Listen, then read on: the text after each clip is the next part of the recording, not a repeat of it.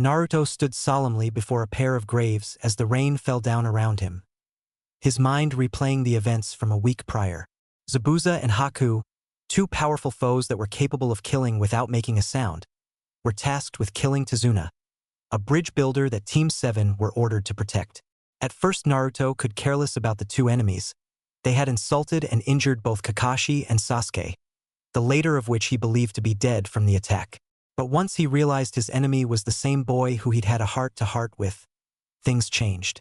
Naruto got to see firsthand what it meant to lay one's life on the line to protect what's something precious to them, and when Gato lay dead, Zabuza lamented his regret at not being able to tell his partner just how he felt before dying from his injuries.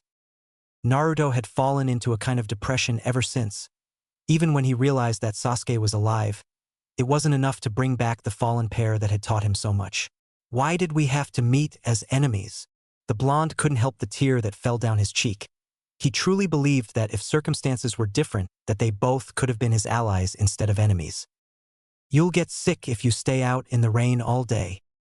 He hadn't even heard his teacher arrive. The gray-haired Jounin was standing against a tree, his book nowhere in sight. I never get sick, Kakashi-sensei, you know that? True, but you shouldn't chance it anyway. Naruto, I know that you don't want to hear this, but Zabuza and Haku were our enemies. As a ninja, there will be times when killing is unavoidable. That's the reality of the path you choose when you put on that headband. I know that now, sensei, they helped me see that. But they were more than just our enemies. They were human beings with feelings and dreams just like us. And it burns me up that in the end they were used by trash like Gato, who planned to betray them when the job was done, to discard them like a blunt kunai. Kakashi was behind him now, looking at the graves that he helped prepare for his one-time foes. He couldn't argue. The way those two had died left him feeling more than a little uncomfortable. But he'd seen this since he was a child fighting in the Third Ninja War, and over time he'd grown to accept that this fate was always a possibility. Truthfully, this was the first time he'd ever seen another ninja care about his enemy in such a way, especially when there was nothing but glory to be gained from the defeat of a notorious foe. Then again, Naruto has never been anywhere close to the norm.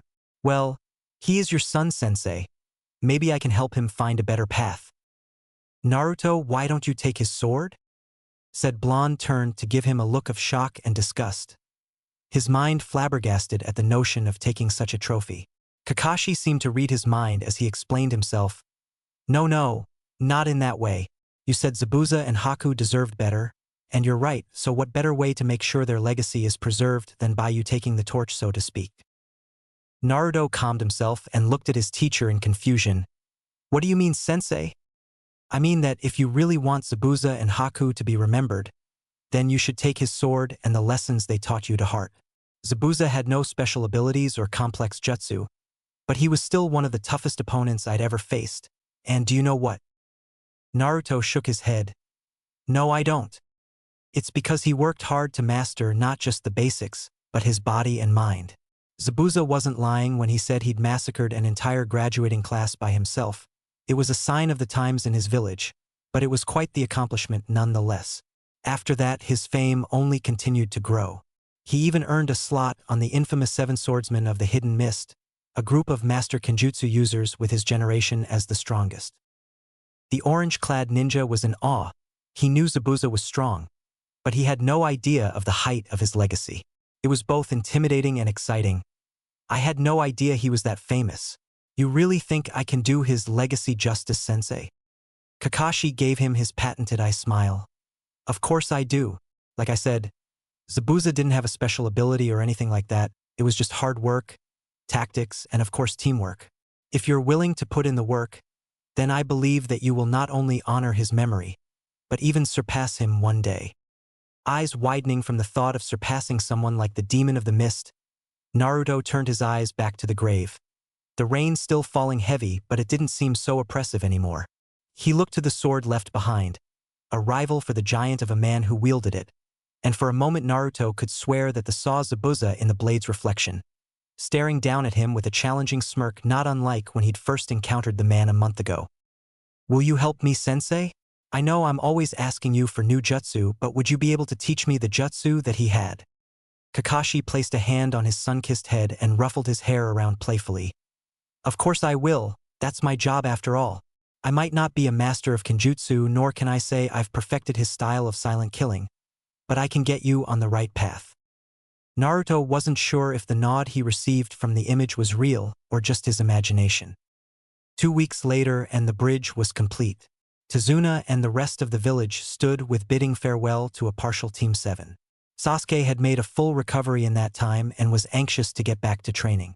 Sakura, however, just wanted to get back home to her beloved bed. Where is Naruto? That idiot has been missing since this morning. Kakashi Simple flipped another page in his book. Ma, he's just saying his farewells. He'll be here soon enough. Sakura crossed her arms and huffed. Who could he be saying goodbye to? Everyone in the village is just about here. Sasuke was wondering the same thing. Tazuna and his family was here, and Naruto hadn't really talked to anyone else in the village. But soon his question was answered when the blonde appeared running awkwardly towards the bridge, the sword of their fallen enemy strapped to his back. Needless to say, Sakura was livid. Naruto, you made us wait while you went grave robbing? Before Naruto could stop and explain himself, Sakura was already in action, whacking him several times with her fists as he tried in vain to defend himself. Ow! Sakura-chan, it's not like that, honest. I'm going to honor them by learning how to use his sword. Sakura stopped her assault and looked at Naruto as if he'd grown a second head. Leave it to Naruto to think of something so absurd. Naruto dash. Whatever, dope, but you'd better not slow us down with that thing. I don't want to keep stopping because you're tired. Hey, shut up, bastard. I'll still be to go on longer than you even if I have twice the weight. Believe it. Sakura watched the two trade insults before sighing to herself. If her teacher and Sasuke were okay with his actions, then she wasn't going to harp on him about it. Whatever. As long as you weren't planning on defiling their graves, then I guess it's okay. Naruto gave her a pout. That's mean, Sakura-chan. You can't really think I'd do something like that, would you? This coming from the same person who pranked a sweet old lady by covering her in orange paint. Hey, she had it coming. I swear she was always tossing out dirty water on me on purpose. Team 7 arrived at the gates of Konoha under the afternoon sun after a swift but uneventful trip from the land of waves. The three genin were visibly winded as Kakashi thought it would be a good idea to simulate an emergency pace for their return. But despite having to carry a sword that weighted significantly more than him, Naruto was still in better shape than either Sasuke or Sakura, a testament to his monstrous stamina. Kakashi looked at his winded genin and gave them an eye smile. I know how much you guys want to wash and rest, but we still have to debrief the Hokage on what occurred. He received two very intense glares from Sasuke and Sakura and only mild annoyance from Naruto, before scratching the back of his head. Well, how about I take care of it this once? You three have earned a rest. Take a week to recover, and we'll meet up at Training Ground 7. As they all began to depart, Naruto quickly called out to his teacher, Hey, Kakashi-sensei, about what we talked about before. Kakashi paused and eyed his blonde student. Oh, you're not too tired from the trip? No way. Well, I mean, I'm kinda tired, but I can still train before resting up. Believe it. Well, since you're probably the only one that feels that way, meet me at Field 7 in an hour. We'll go over the basics and evaluate just where you stand. With that, he disappeared in a swirl of leaves, leaving him alone at the front gate with the two guards, both of which were giving his newly acquired sword odd stares. Before they could ask, Naruto began sprinting through the village, taking to the roof so he could avoid the heavy civilian traffic all the way back to his apartment. After a few more minutes, he was disabling his home-built alarm system and removing the sword from his back to give himself a breather. His apartment was left unmolested in his absence, either because of his efforts or his leaving the village, he did not know, but the only change was the small amount of dust that had gathered here and there. Unpacking what little he took on the trip to Wave, Naruto stripped free of his orange jumpsuit and his undergarments before jumping into the shower to wash away the built-up grime.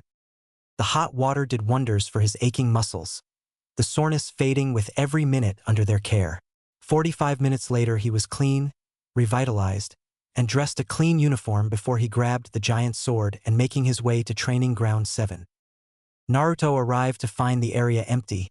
No sign of Kakashi or anyone else for that matter. Knowing Kakashi-sensei, he's going to be late to this meeting too. Stabbing the sword into the ground, Naruto sat before it as he tried to remember everything about the way Zabuza had fought.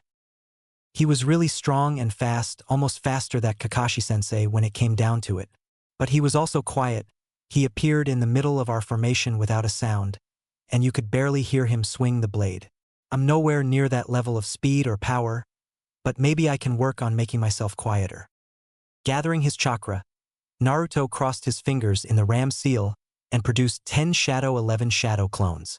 The clones popped into existence, and immediately 9 of them ventured into the forest surrounding the area while the original hung back with one of his clones. Alright, if Kakashi comes before I'm done, then make sure to call out to me. Right, boss? With that, Naruto followed his clones into the forest, leaving the one clone to idly watch the clouds.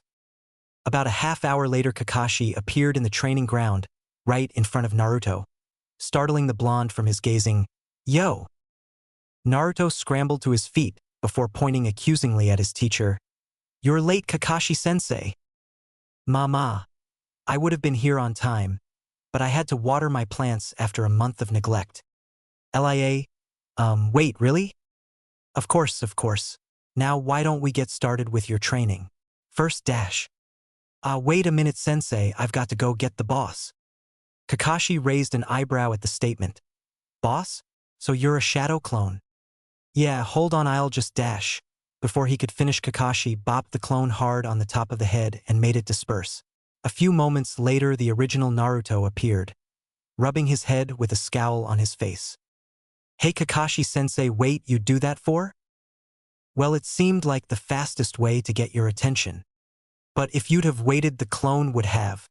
His words came to a halt as his brain began to process what just happened. The clone didn't come get me, but I knew Kakashi was here because he popped it. But then that means I know what the clones know when they are popped, right?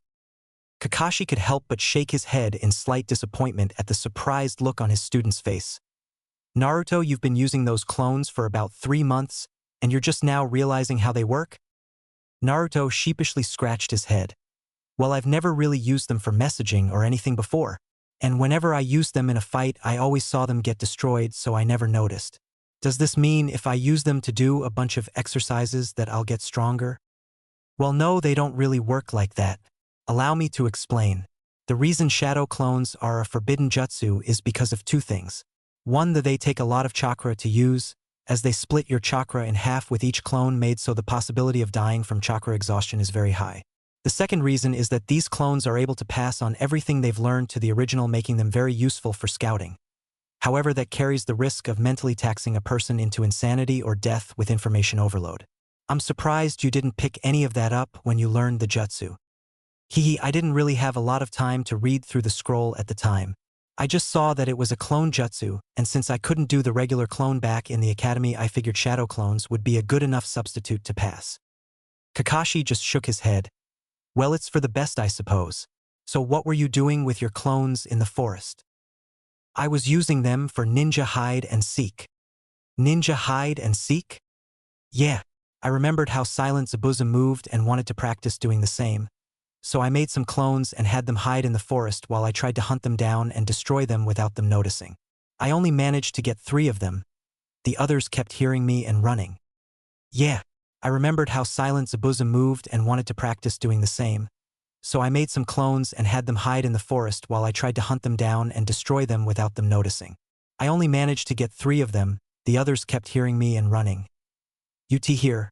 That way you can gain some experience with being hunted and with hunting a target." Naruto quickly complied and watched as his clones ran into the thicket before turning back to his sensei. "So what are we going to do for training, Kakashi-sensei?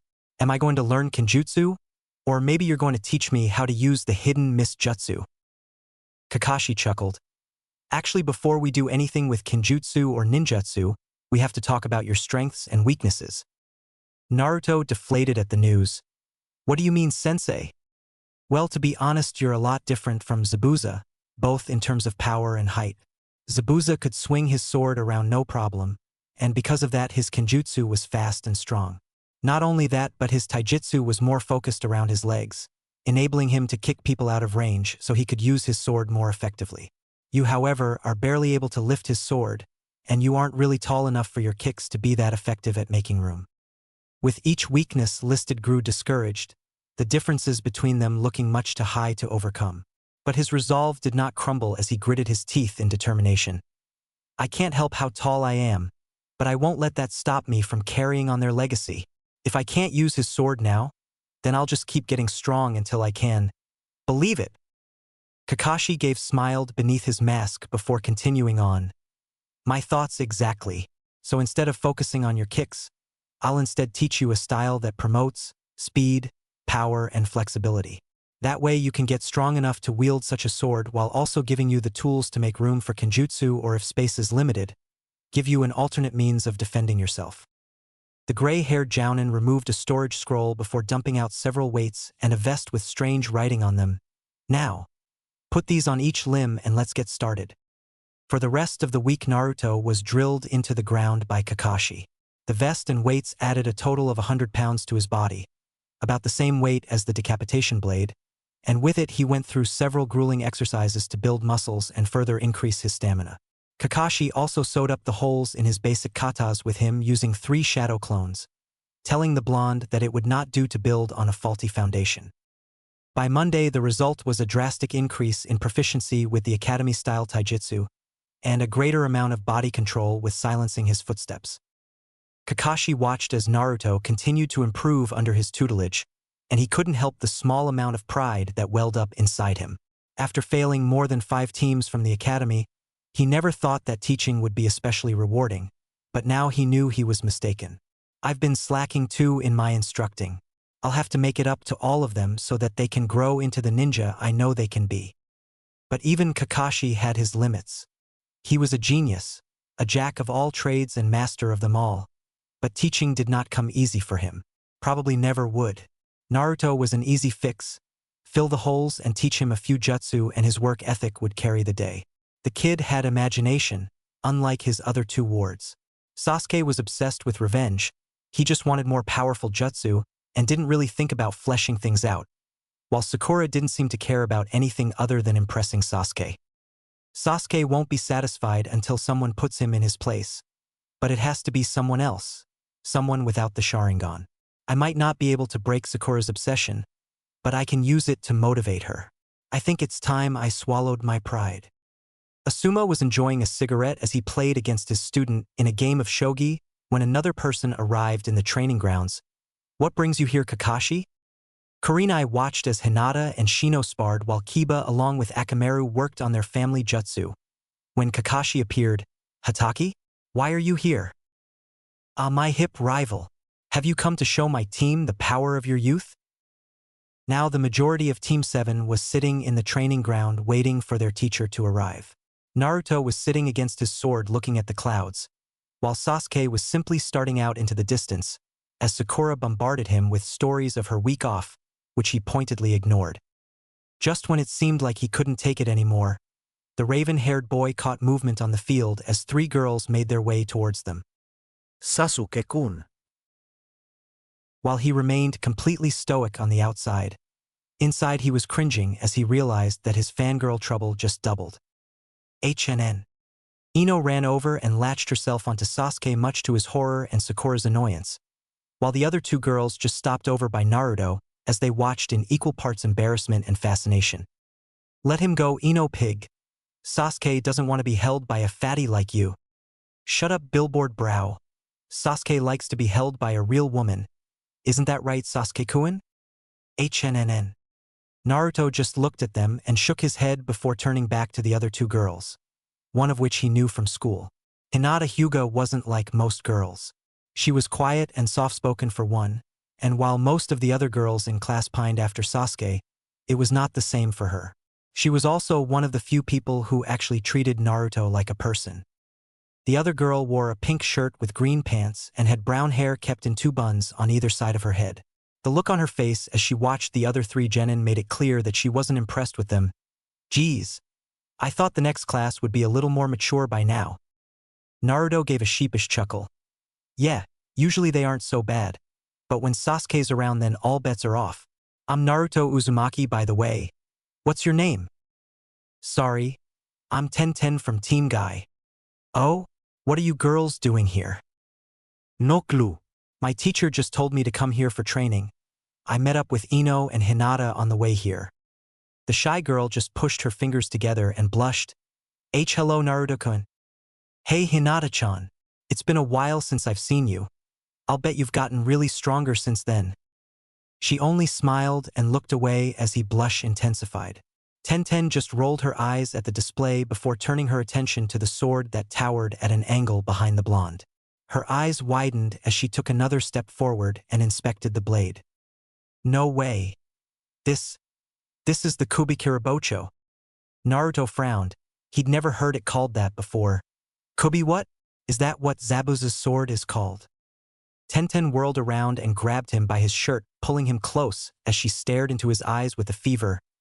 This is his sword? Why do you have one of the legendary swords from the hidden mist? Naruto swallowed hard. This girl was starting to freak him out. Well, I'm learning to use it to honor his legacy. She went back to inspecting the sword, pulling it out of the ground with great effort as she looked it over with stars in her eyes. Is it true? Does this sword really have that kind of ability? Now it was his turn to look confused. Ability? I thought it was just a massive sword with no real hidden secrets. Oh no. All 7 of the legendary blades have an ability. The Kubikirabocho is said to never dull, and is the hardest of the swords to break. But even if somehow it manages to become fractured, it repairs itself with the iron from the blood of its victims. Compared to the other swords it might not seem that amazing, but it says a lot for its wielder that they can fight on even ground with them. Naruto listened with rapt attention, glad to know the name of his new blade, and to know that Zabuza really wasn't hiding some super special ability that made him great. Walking over to the blade, he hoisted it up and placed it back into the ground as Tenten marveled at it. One day you're going to have to tell me the story of how you got that blade. You'd better do everything in your power to honor it. Otherwise I'll defeat you and claim it for myself. He could see the sincerity in her eyes, and he hoped his own shone as brightly as he nodded in return. Just then Kakashi appeared in the middle of the field, earning the attention of all the genin as Ino and Sakura screamed at him, "You're late!" "Ma, I'm sorry. I had to help an elderly man weed his garden." "Liar!" Nevertheless, the genin gathered up, Naruto noticing that Hinata placed herself between him and Sasuke, earning the ire of both Sakura and Ino, but she didn't seem to care. "Well, this is a little crowded, right? Naruto, Sakura, Sasuke, in light of recent events I've arranged for the 3 of you to receive a month of training from 3 different teachers. Sakura, you'll be going to Training Ground 3 to meet up with the rest of Team Guy. He's an expert in taijutsu, and quite frankly it's something I've noticed you're lacking even with your great chakra control. Sasuke, you'll be going to Field 4 to train with Karinai and Team 8.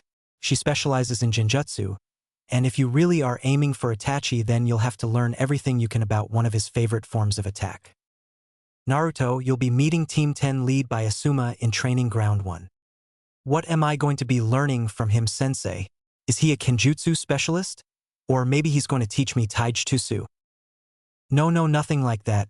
He's actually going to be helping you make your mind sharper, so to speak. He's very good with team tactics and planning. The orange ninja deflated a bit at that, but rather than complain he simply grabbed his sword and prepared to leave. Okay, Kakashi-sensei. Kakashi raised an eyebrow as he expected a fight from the blonde. You're not going to challenge me on this? Naruto simply shook his head. No, I understand. It's like you said, I've got to get stronger both in body and mind if I want to reach my goal. Am I still allowed to do my stealth and taijutsu training? Kakashi just gave him an eye smile as the rest of the rookies looked at Naruto in shock. They never, ever, thought they'd see the day that Naruto agreed to boring bookwork. Of course, you'll meet with your new sensei every morning, Monday through Thursday. Then all of you will go back to your teams after lunch to continue whatever your regular teacher has in store for you. Friday will be for missions. Saturday and Sunday will be for rest and recovery. Sasuke stood up with anger in his eyes. Why can't you train me in genjutsu? You have the Sharingan. Whatever genjutsu I need to learn, I'll learn from you. Kakashi remained aloof. Oh, that reminds me. No Sharingan for the next month. If not leering under Kakashi made Sasuke mad, this next news made him livid. He was about to open his mouth to let his teacher know just how stupid he thought that plan was, but a small spike of killing intent froze the words in his throat. Sasuke, you need to understand that while I'm open to suggestions, I am still your commander. And if I say no Sharingan for a week, then your only response is yes, sir. Do you understand? It was visible the amount of effort it took for Sasuke to swallow his pride. But after a moment to compose himself, the boy responded in a hiss. Yes, sir. Good.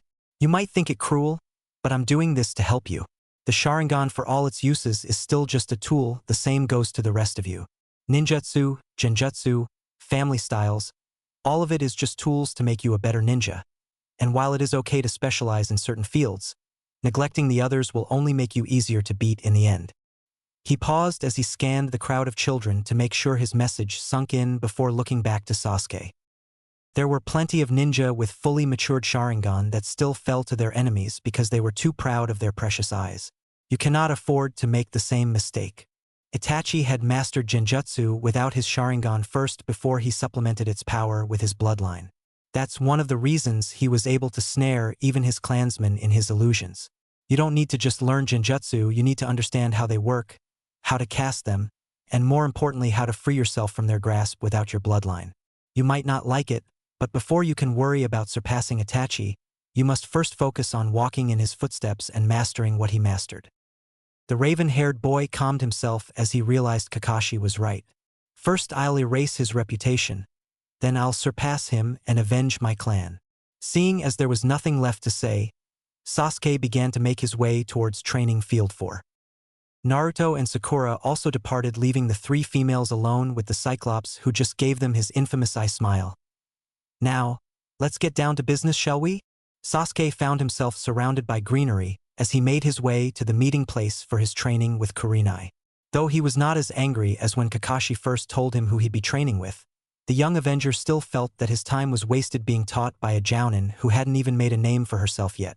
Onyx's eyes fell on said ninja as she sat on a fallen log, her legs crossed as she waited for his arrival. Sasuke's eyes widened as he caught sight of the woman, whose long black hair, pale skin, and red eyes gave her the appearance of an Uchiha. Yet upon closer inspection he found that her eyes, while the same color, lacked the pinwheel that would have identified her as a Sharingan user. As he brought himself to stand before her, the woman rose with a scoff as she looked at the boy, none too impressed. Should have figured Kakashi would pass along his bad habits to his students. Let me guess. Lost on the road to life.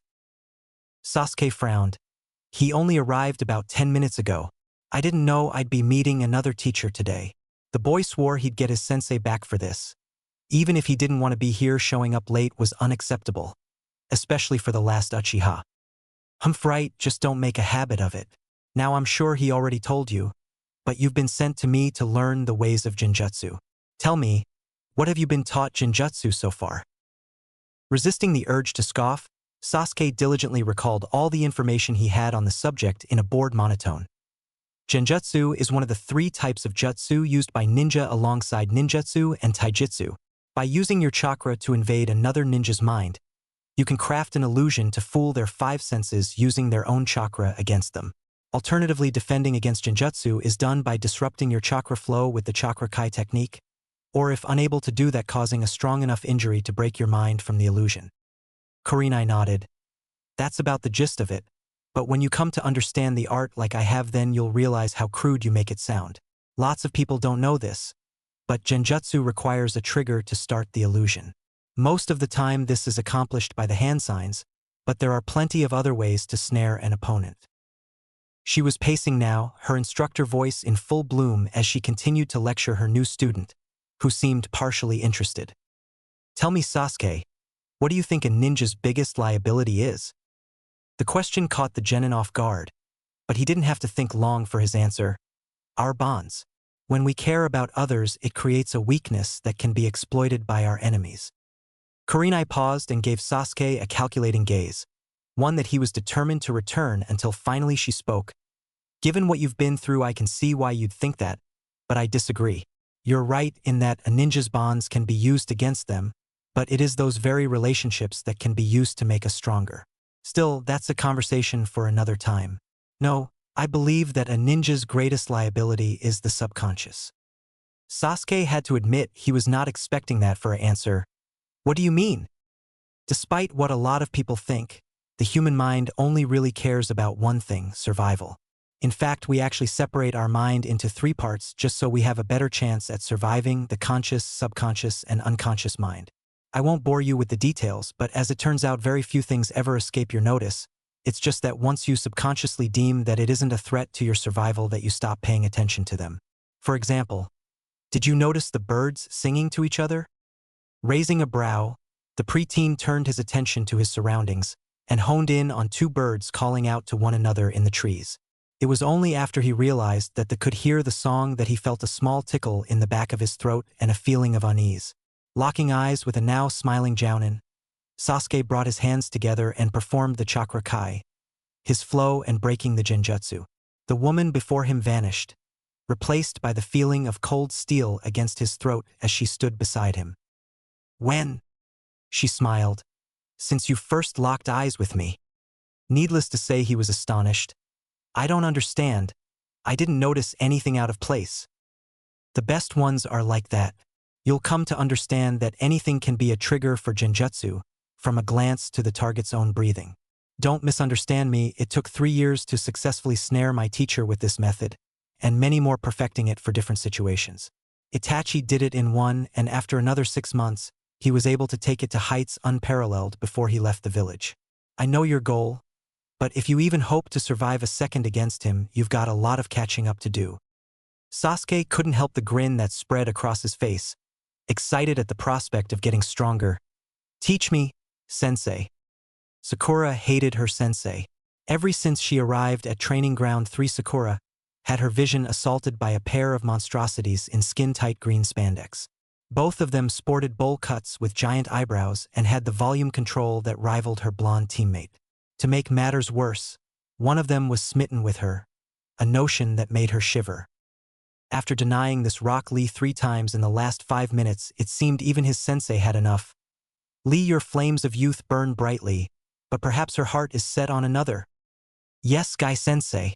I will run around the village 12 times in hopes of earning her affection, and if I cannot do that, then I shall do 100 one-handed push-ups."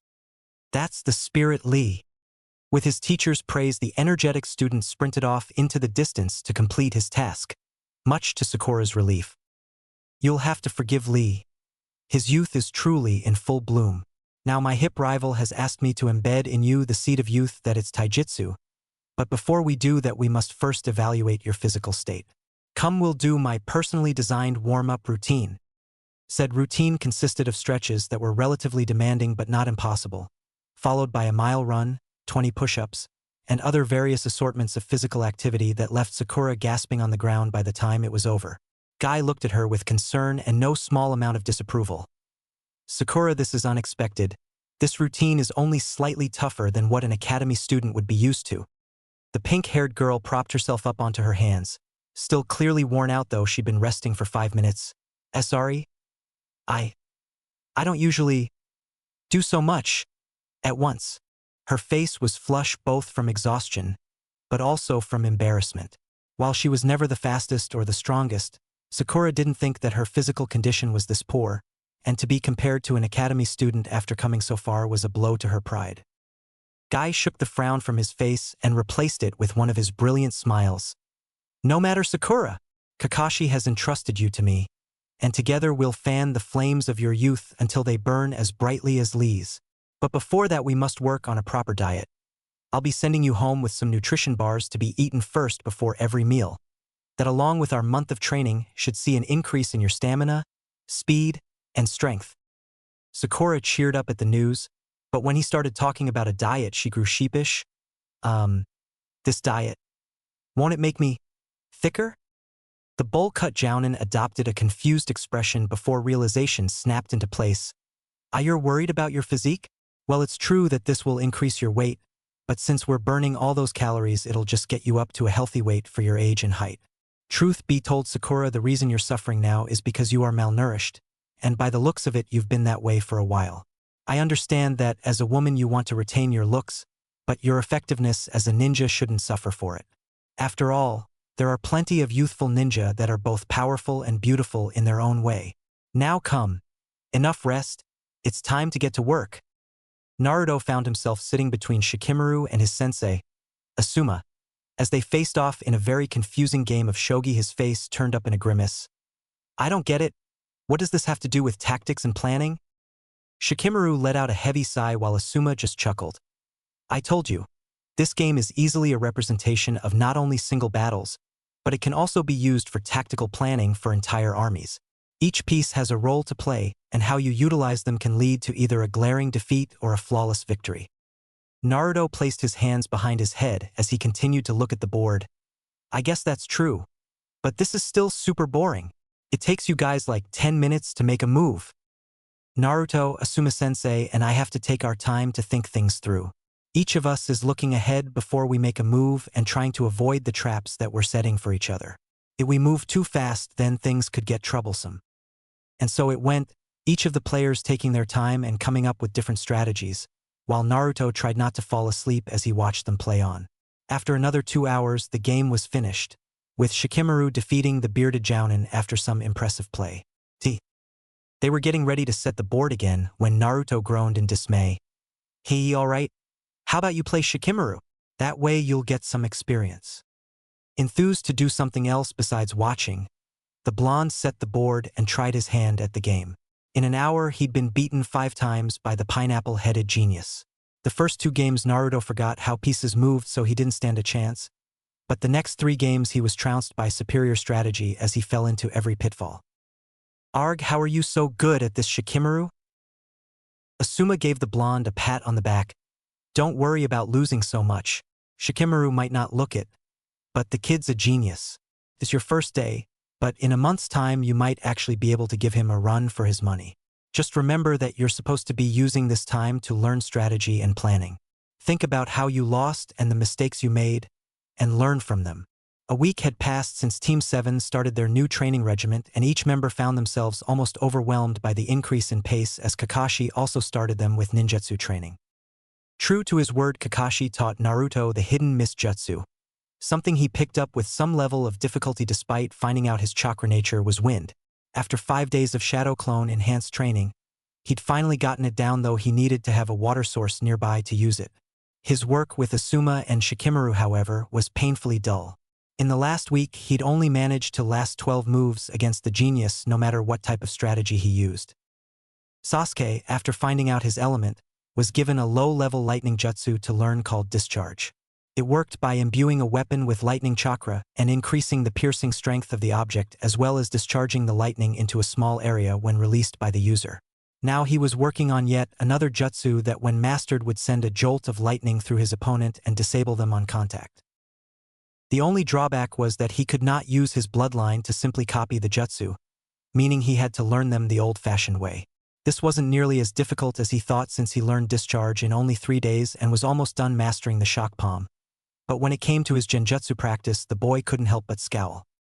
Karin thought that the best practice for sensing and dispelling genjutsu was best learned in the middle of a fight. So she pitted him against either Shino or Kiba and would randomly cast what she called low-level genjutsu onto him, altering his senses until he dispelled them. Normally, he'd have no trouble with her students or dispelling genjutsu. Together, however, they proved too much for the Uchiha, which left him in a dark mood. As for Sakura, well, she was exhausted. Guy was running, breaking her down physically and rebuilding her, a grueling process that left her sore in places that she didn't even realize she had muscles. The pink-haired girl could barely stand when she made it to Kakashi, but he showed her little mercy as he tested her element, found that Earth was her calling. Needless to say, he was happy with such diversity on the team, and so he began giving her low-level Earth jutsu to work on. The girl's normally perfect control was marred by her physical state, but she managed to learn it in 4 days nonetheless. It was 1:30 and the 3 youths were all waiting for Kakashi to arrive so they could begin his course of hell for today. 2 Narutos were sitting under a tree, one reading a history of famous battles, and the other reading a beginner's guide to tactics. Sakura was not far away, lightly napping as she was much too drained to fawn over Sasuke, who himself was busy pondering his predicament with Karin. Oddly enough, another Naruto walked out of the forest, looking around for something before scowling. Man, Kakashi-sensei still isn't here? Why the heck does he take so long? His voice was enough to wake Sakura from her slumber, and upon seeing that her teacher wasn't there, she glared at Naruto with as much annoyance as she could muster. Naruto, keep it down. If you wake me before sensei gets here again, I swear I'll make you suffer for it. Sorry, Sakura-chan. I'll be quieter. She gave him another glare before resting her eyes again and trying to go back to sleep. Naruto sighed. Man, she's even scarier when she's tired. Ah well, guess I'll get another round in. Maybe I'll try using the sword this time. Hearing this piqued Sasuke's interest. What are you doing, Dobe? Training, obviously. What's it to you, bastard? HNN. As if any amount of training would make a difference for an idiot like you. Naruto looked at his rival and gave his signature foxy grin. Oh yeah? I bet you couldn't do it any faster than me. Sasuke paused at the expression. He'd been around Naruto long enough to know that any time that grin appeared it was usually followed by a prank of some sort, and though Sasuke knew that the blonde wasn't the brightest of people, he was still the most unpredictable ninja in Konoha. Were he anyone else he'd probably back down. But this wasn't anyone else, and he was Sasuke Uchiha, the Rookie of the Year. No way he was going to run from the dead last challenge. HNN, bring it on, Dobe. I'll ace whatever training you've got. 10 minutes later and Sasuke was regretting those words. When his teammate told him all he had to do was hunt down and kill 10 shadow clones in the woods, he'd thought that it would be easy, especially since they could only take one good hit, but the Uchiha had no idea what he was really in for. The clones were like ghosts, appearing only briefly before vanishing into their surroundings almost completely. Not only that, but they were fast, maneuvering through the forest as if the dozens of trees and countless branches weren't even there. Not only did this make catching them next to impossible, since they made little to no noise and seemed to hear every step he took, the Uchiha couldn't even sneak up on them, forcing him to attack them only when they dared attack him first. In the 10 minutes that he'd been trying, he only managed to pop 5. Sasuke knew that he wasn't supposed to use his Sharingan, but he was sorely tempted after another assault formed the orange construct. Just as he was about to lose his cool and give, he felt a firm hand on his shoulder. Well, this is unexpected. Having trouble, Sasuke? The boy turned and gave his eternally truant teacher a scowl before shrugging off his hand and making his way back to clearing where 6 grinning blondes waited for him. Wasn't so easy, was it, bastard? HNN, can it, Dobe? I'd have beaten the rest of those cowards if sensei hadn't arrived. Oh yeah. Kakashi split the 2 boys up with a hand on each of them. Now. This isn't the time for a fight. Although I have to say, Naruto, I'm impressed. It looks like you really have been working on your stealth. Sasuke, you must remember that even though Naruto was the dead last in the academy, his work ethic and ingenuity make him a fine ninja. Now, how about a progress report before we begin? But first it looks like I need to wake up our other teammate. While Kakashi went to wake Sakura, Sasuke as Naruto went to pick his sword formed the ground with a calculating gaze. 0-0-0-0-0-0. Kakashi sat and listened as his charges explained their progress with both his assignments and the training with the other teachers with seeming indifference on his face, but inward he was scheming. Well, I can't say I'm surprised at the results. Each of you are being trained on what I considered your weakest elements. But don't worry, after a few more weeks I'm sure you'll get it down. Now how about we start on ninjutsu practice? I have a new jutsu for each of you, but first. The silver-haired Jounin made a familiar sign and created a shadow clone. Naruto, you'll go with my clone today.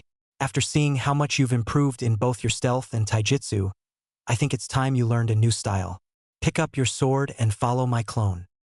Naruto exploded with excitement. All right, finally something besides boring old shogi. Together with his sword and clone teacher, the two departed for a different section of the training ground. Sasuke was none too pleased.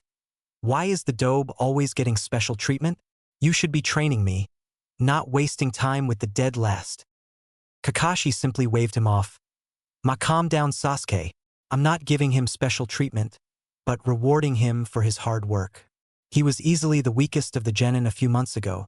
Now he's excelling at all the tasks I've given him and getting up to speed. Still, I'm not ignoring you too. He turned towards the lone female who was barely keeping herself awake. Sakura, until I can get you up to speed in taijutsu, we'll have to continue using your great control to augment your abilities, starting with your ninjutsu pool. I suggest you put some thought into what you want to branch out to. Medical jutsu and genjutsu are both recommended because of your control, but they aren't by any means the only things available to you. Stifling a yawn, she replied, "Yes, sensei. And as for you, Sasuke," the raven-haired teen locked eyes with his teacher, the eager intent to get stronger radiating from his smaller frame. "I can't say that you're incapable in any area, only time and experience stand between you and your goal. We'll continue to bolster both your elemental ninjutsu to give you some diversity, but I also think it's time I taught you my own personal style of fighting. You experienced it firsthand that the Uchiha style isn't very reliable without the Sharingan. My style will help you when your eyes fail you, and it even blends with your current style pretty well." Sasuke couldn't suppress the smirk that came with the new knowledge. The dobe had managed to close the gap between them by a small amount. He would work even harder to open it up again, all the while catching up to his true goal. 0-0-0-0-0. Naruto was overflowing with energy even as he struggled to carry his sword because of his extra weights. "Nay, Kakashi-sensei, are you going to teach me your own personal style? Or maybe you've copied some super cool taijutsu from a legendary ninja you faced?" Kakashi just laughed at his student's antics. "No, it's nothing like that. My own style isn't really suited for you, and any copy taijutsu would be flawed unless I witnessed it fully. No, I actually was able to call in a few favors to get you access to a family style of sorts." The blonde was about to ask what he meant, but his eyes fell onto a person up ahead. It was a man with spiky brown hair and tan skin wearing a green short-sleeved shirt with brown cargo pants. He was about Kakashi's height but smaller, with a thick brown mustache on his face, but oddly enough the man seemed familiar to Naruto, though he couldn't put his finger on it. As they approached, the man spotted them and smiled. "Still late as usual, Kakashi?" The Jounin scratched his head. "Well, you know how it is." "Of course. Knowing you, it was rescuing a cat from the Inuzuka hounds or something like that. These things only seem to happen to me." As the two talked, Naruto couldn't stop staring at the stranger. He was positive he'd never seen him before, but both his face and voice felt familiar yet different. He's not one of the usual gate guards, and he didn't teach at the academy. Not one of the ninja handing out missions either. Maybe the Hokage Tower. Naruto tried to recall his face but came up empty, that is, until he heard the man laugh at something Kakashi had said. The blonde's brain connected the laugh with the face, and as he looked at the older man it clicked in his head exactly who he reminded him of. "You look just like Konoha." The man chuckled and grinned at Naruto. "More like he looks like me. I am his old man after all." It was true, with the exception of the mustache and his age. The man was a splitting image of the young Konoha that Naruto had befriended. "Oh man, I always wondered why I never saw his parents. They must have just been away on missions." Kakashi cleared his throat and got Naruto's attention. "Naruto, this is Yusuke Sabutori, your new taijutsu teacher for the next few months. We're old friends and I had to call in my tab with him in order to get him, so don't waste this opportunity." "Don't give yourself too much credit, Kakashi. I could have paid off the tab, but this kid's reputation is what made me interested." He turned to Naruto with a friendly smile. "My son speaks highly of you, and word is you're the one who's been keeping him from being a brat while me and the wife are away. Figured we owed you for that, though I can't say you've earned a lot of points with the missus." Teaching him that sexy jutsu nearly turned her hair gray. Naruto had the decency to look guilty at that. Sorry about that. That jutsu works on the old man all the time, and weeds out the perverts from hiding." Yusuke gave him a knowing grin. "Tell me about it. Ebisu has been having a hell of a time taming my son and his friends because of it." The blonde had to admit he liked this guy. He wasn't as serious as the other ninja always seemed to be, and he had an appreciation for the finer arts of pranking. Kakashi coughed, gaining their attention once more. "Right then, Naruto, you'll be reporting to Yusuke after lunch, except of course on the weekend. You can only have 20 clones out at a time, and dispel them one by one, otherwise you could hurt yourself." Having delivered his message, the clone simply dispelled with a small poof. Yusuke turned to his new charge. "All right, I'll be teaching you the monkey fist, a style taught by the monkey clan that we Sabutori hold the contract for. The first thing you have to realize is that our style doesn't focus around stances. It's a freeform style that uses misdirection, speed, power, and flexibility to both attack and defend.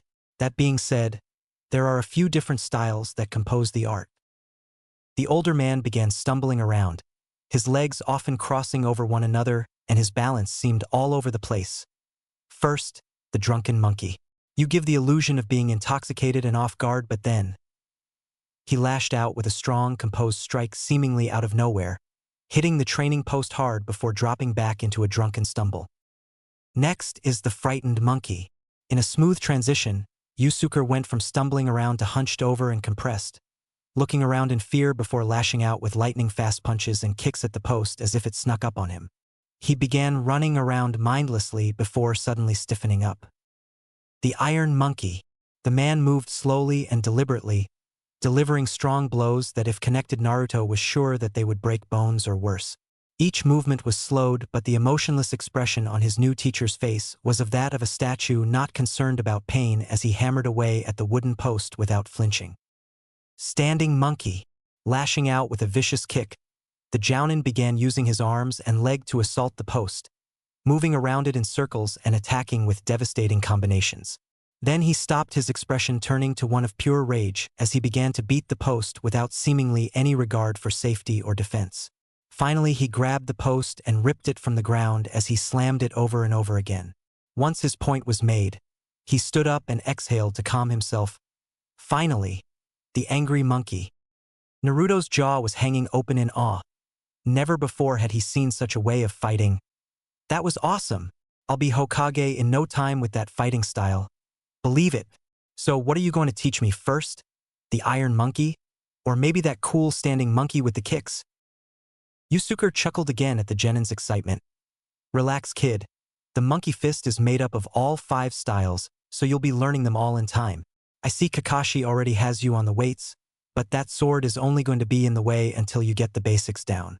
So make 20 shadow clones and follow my lead. We don't have all day, you know. The third Hokage stood proudly before the group of jounin teachers of the remaining genin squads in the village, one of them being his own son. Removing his pipe, the man spoke. As you know, the Chunin exams are but 2 weeks away, and it is our turn to host the event. I've called you all here not only to go over the new security details, but to also to accept nominations for the exams. His eyes trailed over each face as he spoke, noticing for the first time that Kakashi was actually here on time and not sneaking in when he thought no one would notice. The senior jounin nominated their teams, each one of them with at least a year of experience under their belt and quite a few completed missions. Finally, only the rookie squads were left to report. Boldly enough, it was Karin that stepped forward first. Her voice unwavering, she answered the call. I nominate Team 8 for the Chunin exams. It was an unexpected move, one that showed a large amount of confidence in her team as everyone knew the dangers that the exams were prone to. But she did not falter or look shaken even at the raised eyebrow of the Hokage. Irika, however, was trying to calm himself from worrying. The Chunin was there as an administrator for the exams, but he also felt a personal interest in the future of the ninja who until 4 months ago were still his students. It's okay. Shino and Hinata were both excellent students. Kiba might not have been the brightest when it came to the books, but his taijutsu was good. I'm sure Karin was able to round out their weaknesses and drive home their teamwork. Next was Asuma, who lazily called out his choice.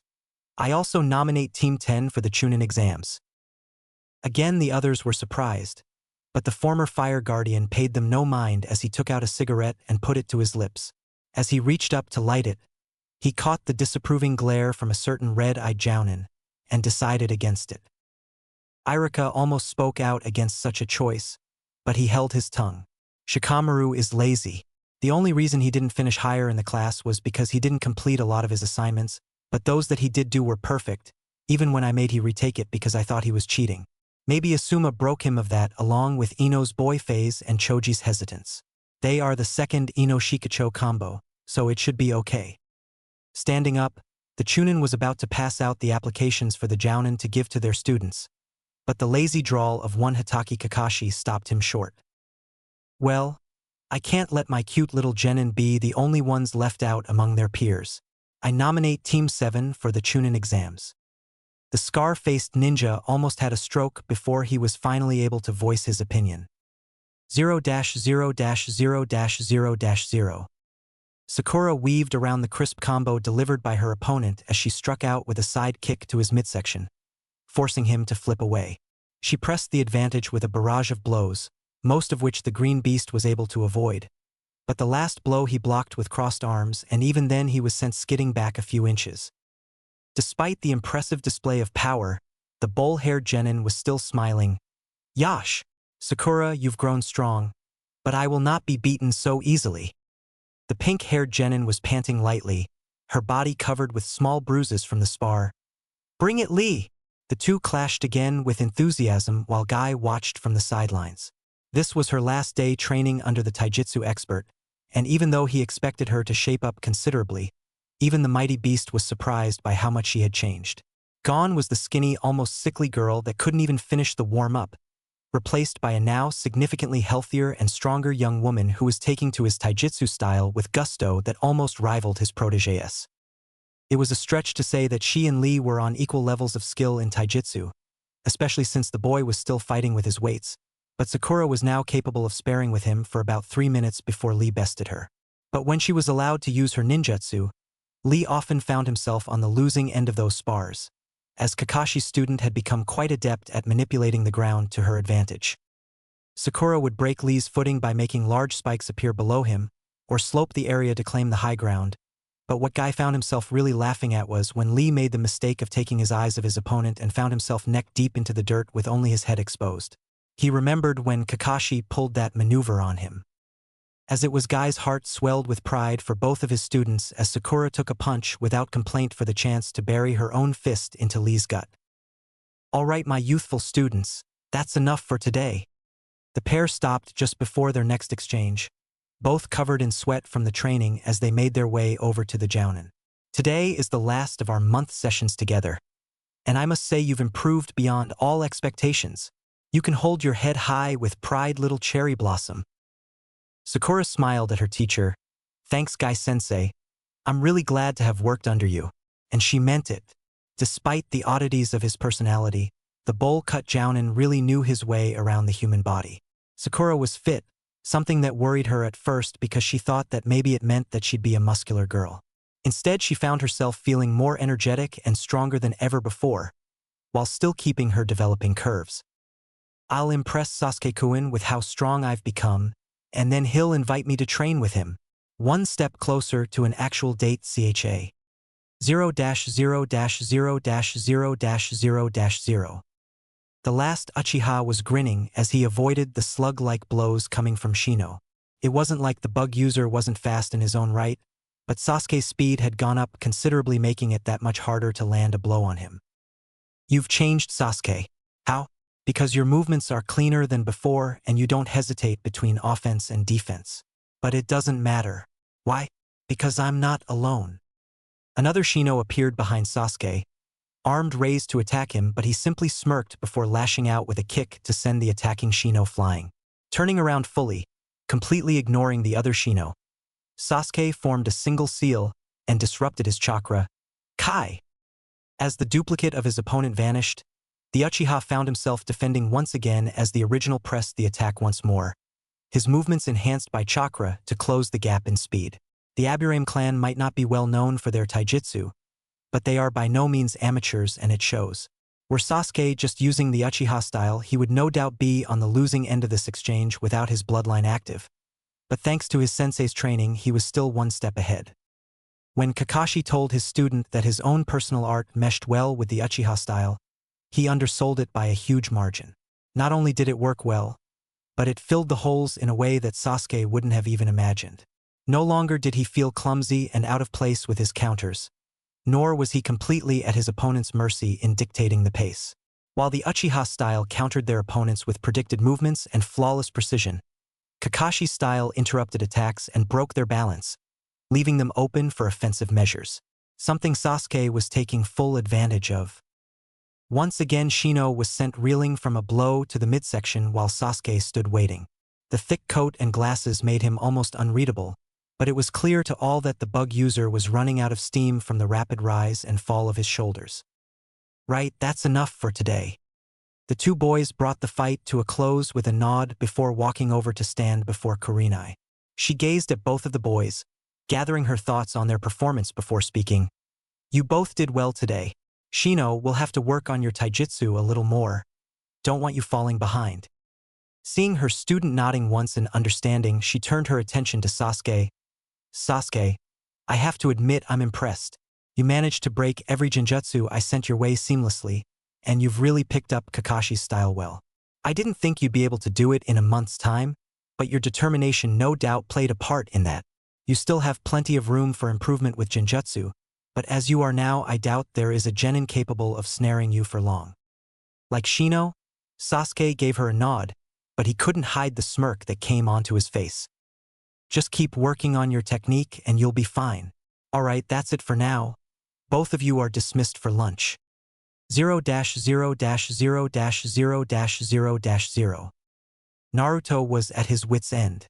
Over the past month he'd read 24 books on tactics and field planning, and at least 2 books on shogi, yet he still could not beat Shikamaru at this accursed game. Sure, the games were getting longer and he wasn't falling for all of his traps, but the end result was still the same. If Asuma hadn't have thought of a different way to train for tactical thinking, Naruto would have chalked the whole month of it up to a loss.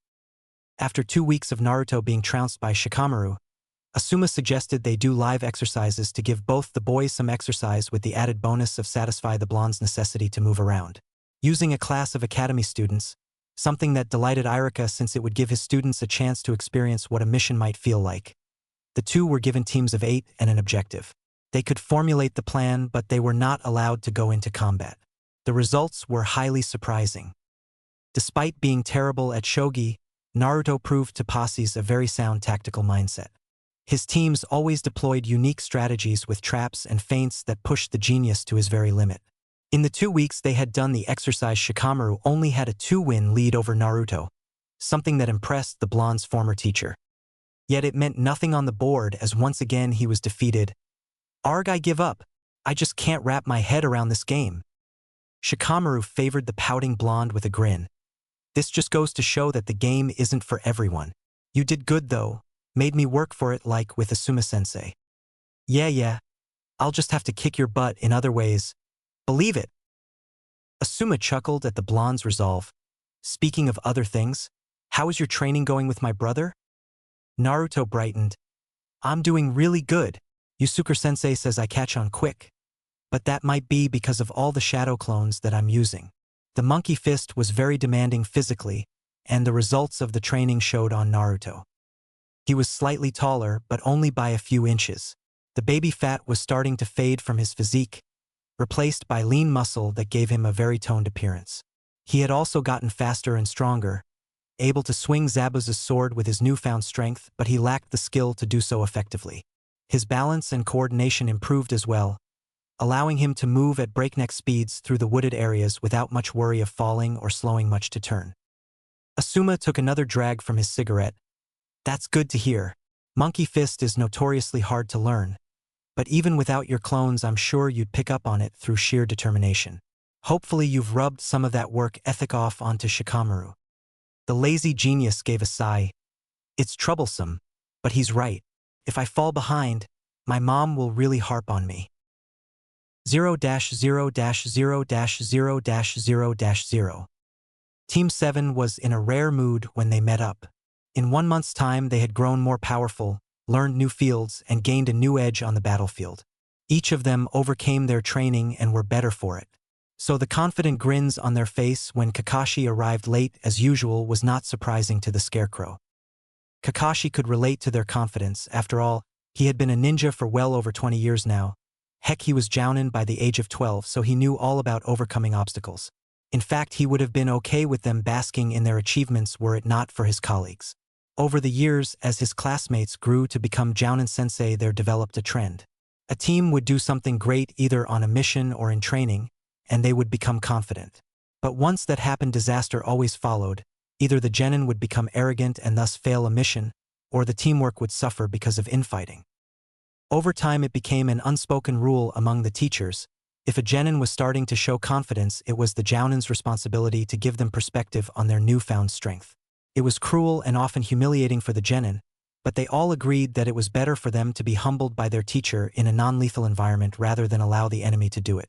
Kakashi had lost nearly everyone he'd ever cared about as a child, and it took a long time before he allowed himself to feel anything again. Team 7 had grown on him. Their quirks and personalities brought him joy, and he would be damned if they died on him because of overconfidence. He began the meeting by congratulating them on a successful month of growth and development before calling them up one by one to display their newly acquired skills. And then he systematically destroyed them. Everything they tried failed.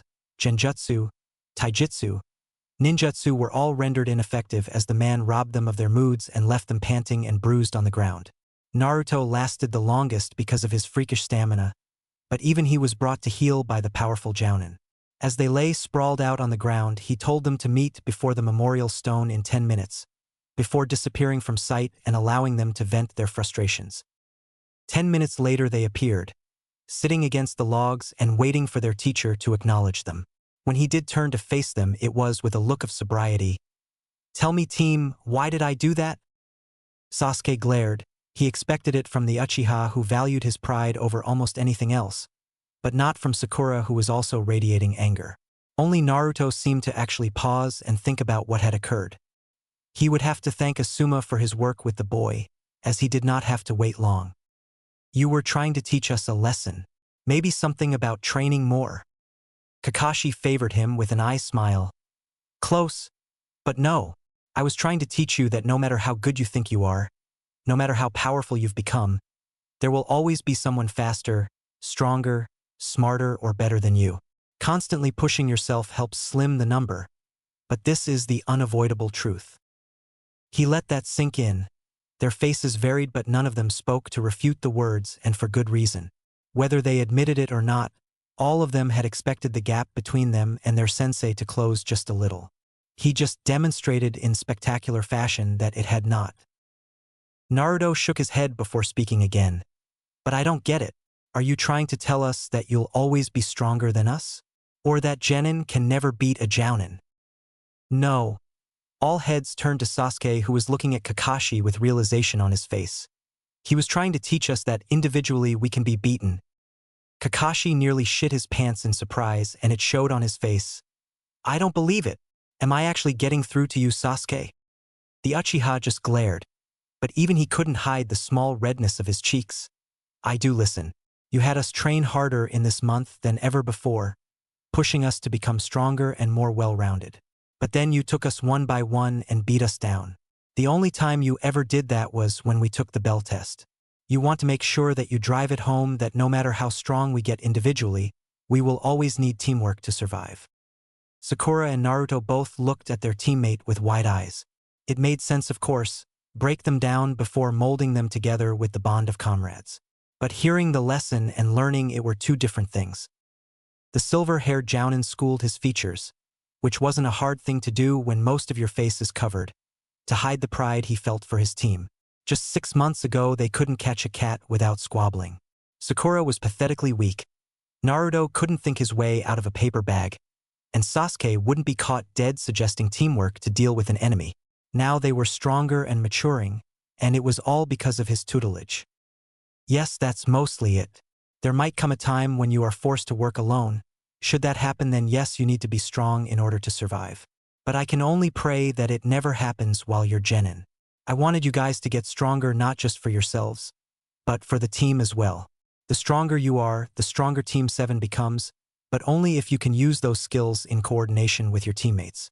That's why for the next 2 weeks we're going to focus solely on team training. Allow me to show you just how much more powerful you are when you work together. Now let's get started, shall we?" Kakashi watched from branch as his genin engaged in a three-way spar. They had limited themselves to just taijutsu to avoid a barrage of clones from Naruto, but that just left them with a more contained chaotic mess. At first it was Sakura and Naruto against Sasuke. The two had him pinged as a bigger threat, and rightfully so, because he was able to evade them for a full minute before they landed a clean hit on him. But Naruto was a little too enthusiastic about scoring a hit, and the lapse in attention was rewarded by Sakura burying her fist into the side of his face with impressive force. From there it was a free-for-all, but it was clear that Naruto and Sasuke still held a lead over her in that category. He lingered a little longer watching the fight play out, but when Sakura was a little slow on her block and ate a uppercut to the abdomen, Kakashi decided that it was time to make himself known. One swirl of leaves later and the three genin were looking at him owlishly with their various actions frozen in place. Well, that's one way to start the day, but maybe fighting should wait until a little later. After all, don't want to tire yourselves out before a mission. A few minutes later, and the three of them were composed and sitting on the ground. Now then, I think you should know that in 2 weeks' time the Chunin exams will begin. Team 7 has been registered to enter along with the other rookies. Kakashi left out the part of it being voluntary, but figured if any of them expressed a concern he'd pony up the information. Sasuke smirked, already excited at the prospect of facing strong opponents and a bump in rank. Sakura looked quizzical, no doubt aware at how rare it is for rookies not even a full year out of the academy to be in the Chunin exam. And Naruto. Naruto looked confused. What are the Chunin exams? Sakura looked scandalous. Seriously, Naruto, did you learn anything at the academy? Sasuke shook his head. Doa who? Hey, that's not your catchphrase. Dobe. Better, you bastard. Kakashi coughed, a grin on his face at the antics of his team. Naruto, the Chunin exams are one of the ways the village promotes genin to the rank of Chunin. You compete alongside your teammates against other teams in a series of tasks for a chance at this promotion. Naruto instantly brightened. All right, so all we have to do is kick the crap out of everyone else and I'll be one step closer to Hokage. The Jounin simply smiled. Something like that. Sakura ignored the blonde's excitement. Nay, Kakashi-sensei, aren't we a little inexperienced to participate in those exams? Kakashi lifted his brow as he watched Sasuke give his teammate a murderous glare before speaking. You're not confident in your abilities? Sakura balked under Sasuke's glare, but was determined to say her piece. It's just, we barely survived our last mission against Zabuza and Haku. We've been training hard the last month, but is it really enough to warrant an increase in rank? Sasuke was unimpressed with her reasoning. Zabuza was a Jounin and we managed to drive him off, and the dobe was enough to hold off Haku. Yeah, but only after he almost killed you. If Haku was more hardened, then you'd be dead, Sasuke-kun. I've gotten stronger since that mission, we all have. And Haku wasn't even a Jounin. At most he was Chunin level, a level of skill that most of the participants will be on. Sasuke scowled, his voice coming in a harsh whisper. I have the Sharingan. I was able to see and avoid his strikes. If Naruto hadn't been so weak, then maybe I wouldn't have had to take the blow for him. And there it was, what little camaraderie between Team 7 had built over the past 6 months wasn't enough completely erase the arrogance of the Uchiha survivor. Sakura looked sheepish, her nerve lost as she stole a glance at Naruto whose face was uncharacteristically blank. Kakashi mentally sighed. Just when I thought we were over the hump. Sasuke dash. You're right. Kakashi's mouth slowly closed as he and the rest of Team 7 turned to the blonde who was looking at Sasuke with resolve plain in his eyes. The blonde stood and placed his hand onto his sword sticking out of the ground. I was weak and too stupid to see what I should have done back then. Even after the Demon Brothers, after the first encounter with Zabuza, I still behaved like a kid playing ninja and it could have cost you your life. But they helped me see what it means to really be a ninja, to fight with not just your life on the line, but with the lives of your teammates as well. So that's why, before Kakashi could blink, Naruto slid his hand down the edge of the blade, drawing blood which gleamed in the morning sun. That's why I'm making this promise to all of you. I'll never allow my own weakness to endanger Team 7 ever again. Believe it, I'll train harder than ever, so have faith in me, if not as my friend then as my comrade. Sasuke started at the blonde with pensive eyes, trying to determine the weight of his words, but before he could speak Sakura was standing beside him, a kunai in hand that she used to slash open her palm, with a slight hiss of pain. He's right. I don't know about you, Sasuke, but neither of us took this as seriously as we should, and it wasn't fair to either you or Kakashi-sensei. So I'll make that promise too. I won't readily become a burden to my teammates ever again, even if it means extra training for a whole year before I catch up. You can count on me, as your comrade. The gears in the Uchiha's head were turning rapidly. Never before had he been in a situation like this. Admittedly, they were both getting better, at least in taijutsu. Their earlier spar showed him that, working together, the two of them managed to score a clean hit, though his Sharingan wasn't active. Working together. Teamwork rescued Kakashi from Zabuza. Teamwork helped him activate his bloodline. Would teamwork allow him to slay his brother? Raising to his feet, Sasuke walked over and removed a kunai from his pouch before following suit and slashing open his palm to get the blood flowing. I don't have time for friends or pleasantries. Like I said before, my ambition is to avenge my clan by killing Itachi. Nothing else really matters until then.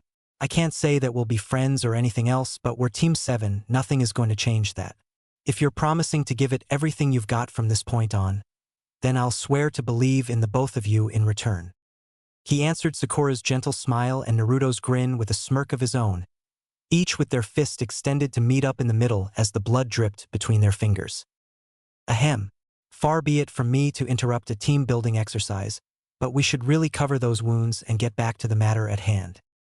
With their fears put to rest, Team 7 officially registered to enter the Chunin exams. Kakashi, true to his word, worked them to exhaustion with several mock missions, spars, and survival exercises, all with the aim to build on what skills they already possessed. Now 2 weeks had passed and Kakashi had given them the day off to rest and prepare for the start of the exams. The day found Naruto departing from a long overdue visit to his favorite ramen stand in the world, a smile on his face with a belly full of mouth-watering delicacy. The blonde was having a great day.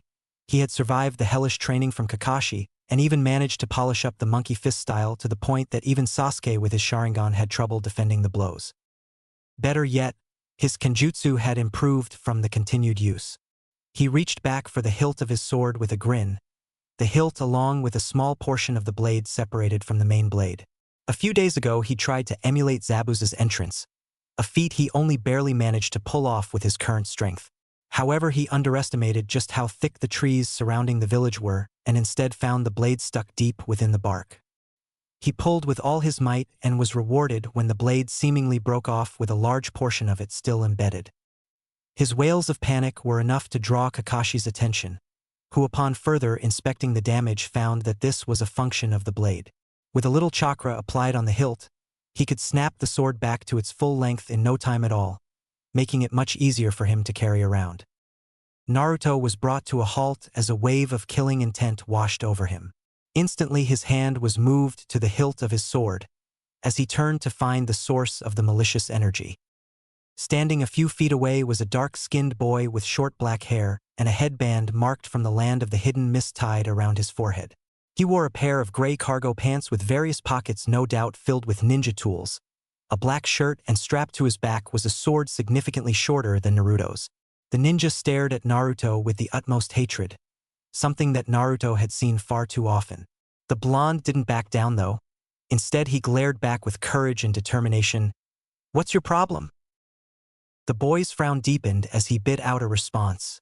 "As if you don't know, that sword is the Kubikirabocho, is it not? Its owner is Zabuza Momochi, a man known through the land as the demon of the hidden mist. So tell me why it's strapped to your back instead of his." Now it was Naruto's turn to frown as he realized just what was going on. "My team encountered Zabuza on a mission not too long ago. He was hired by a thug named Gato to kill our target. It was a mess, but in the end Zabuza was beaten by my sensei and Haku was killed. But it turned out Gato was just using them and planned to betray them all along. Once Zabuza found out, he charged the man and his small militia and killed him but died as a result of his injuries from the earlier battle. So you took his sword as a trophy? I'll not have the blade of such an excellent ninja wielded by some snot-nosed punk." The boy reached back towards his blade but was stopped as a girl with purple eyes and brown hair caught his hand midway. Her headband the same as his. "Rosen, what do you think you're doing? If you get into a fight before the exams, you know it'll get us thrown out. Worse, it might make things difficult for Mizukage-sama." Rosen's features softened slightly before he cursed. "Do you realize what he has, Kasumi? Do you even care?" Naruto watched her purple eyes flicker briefly to his back and then to his own ocean blues before she closed her eyes and slugged Rosen on the arm. Hard. "Of course I care, you idiot, but you can't jeopardize the entire village for petty revenge. Not after coming so far. You do anything that'll cause trouble and I'll personally mutilate you myself. Understood?" Rubbing his arm and glaring at the ground embarrassed, Rosen mumbled his agreement. "All right, now come on. Sensei and Setsuna are waiting." With one final glance towards Naruto, she turned and departed back into the crowd. Rosen grumbled under his breath before locking eyes with Naruto once again. "What's your name, thief, or are you too ashamed to speak it?" Now it was Naruto's turn to growl. Naruto Uzumaki is no thief. Believe it. For a moment Naruto the other ninja's face from anger to surprise, but it was gone in an instant. Naruto Uzumaki. My name is Rosen Nagano, and I'll be coming for that blade soon enough, thief. Before Naruto could respond he was gone, mixed into the crowd like his teammate before him. The blonde was tempted to give chase and resolve the situation, but even he doubted such a thing would end without violence. The old man would kill me if he found out I was picking a fight with a foreign ninja. Guess I'll just have to keep my eyes and ears open. Frowning, Naruto continued towards the academy to meet up with Konohamaru and his friends. Kakashi let out a giggle as he read his favorite book in a tree near the outskirts of the academy. It was relatively secluded, and since he'd give his team the day off with no active missions to pursue, he was taking the time to catch up on his reading. Unfortunately, his alone time was invaded by another presence. He acted casually enough, not even batting an eye as he flipped to another page, and gave another giggle of delight as he tried to determine just who it was that thought they could sneak up on an experienced jounin in his own town. But then, well, it's been a long time, Jiraiya-sama. A few branches down sat a white-haired man with vibrant red clothes, a scroll on his back, and a headband with small horns complete with the symbol for oil etched into it. He looked to be in his early 50s, but his eyes still danced with the gleam of youthful energy with a smile that would make Guy proud. Kakashi, still sharp as ever I see. The masked man smiled.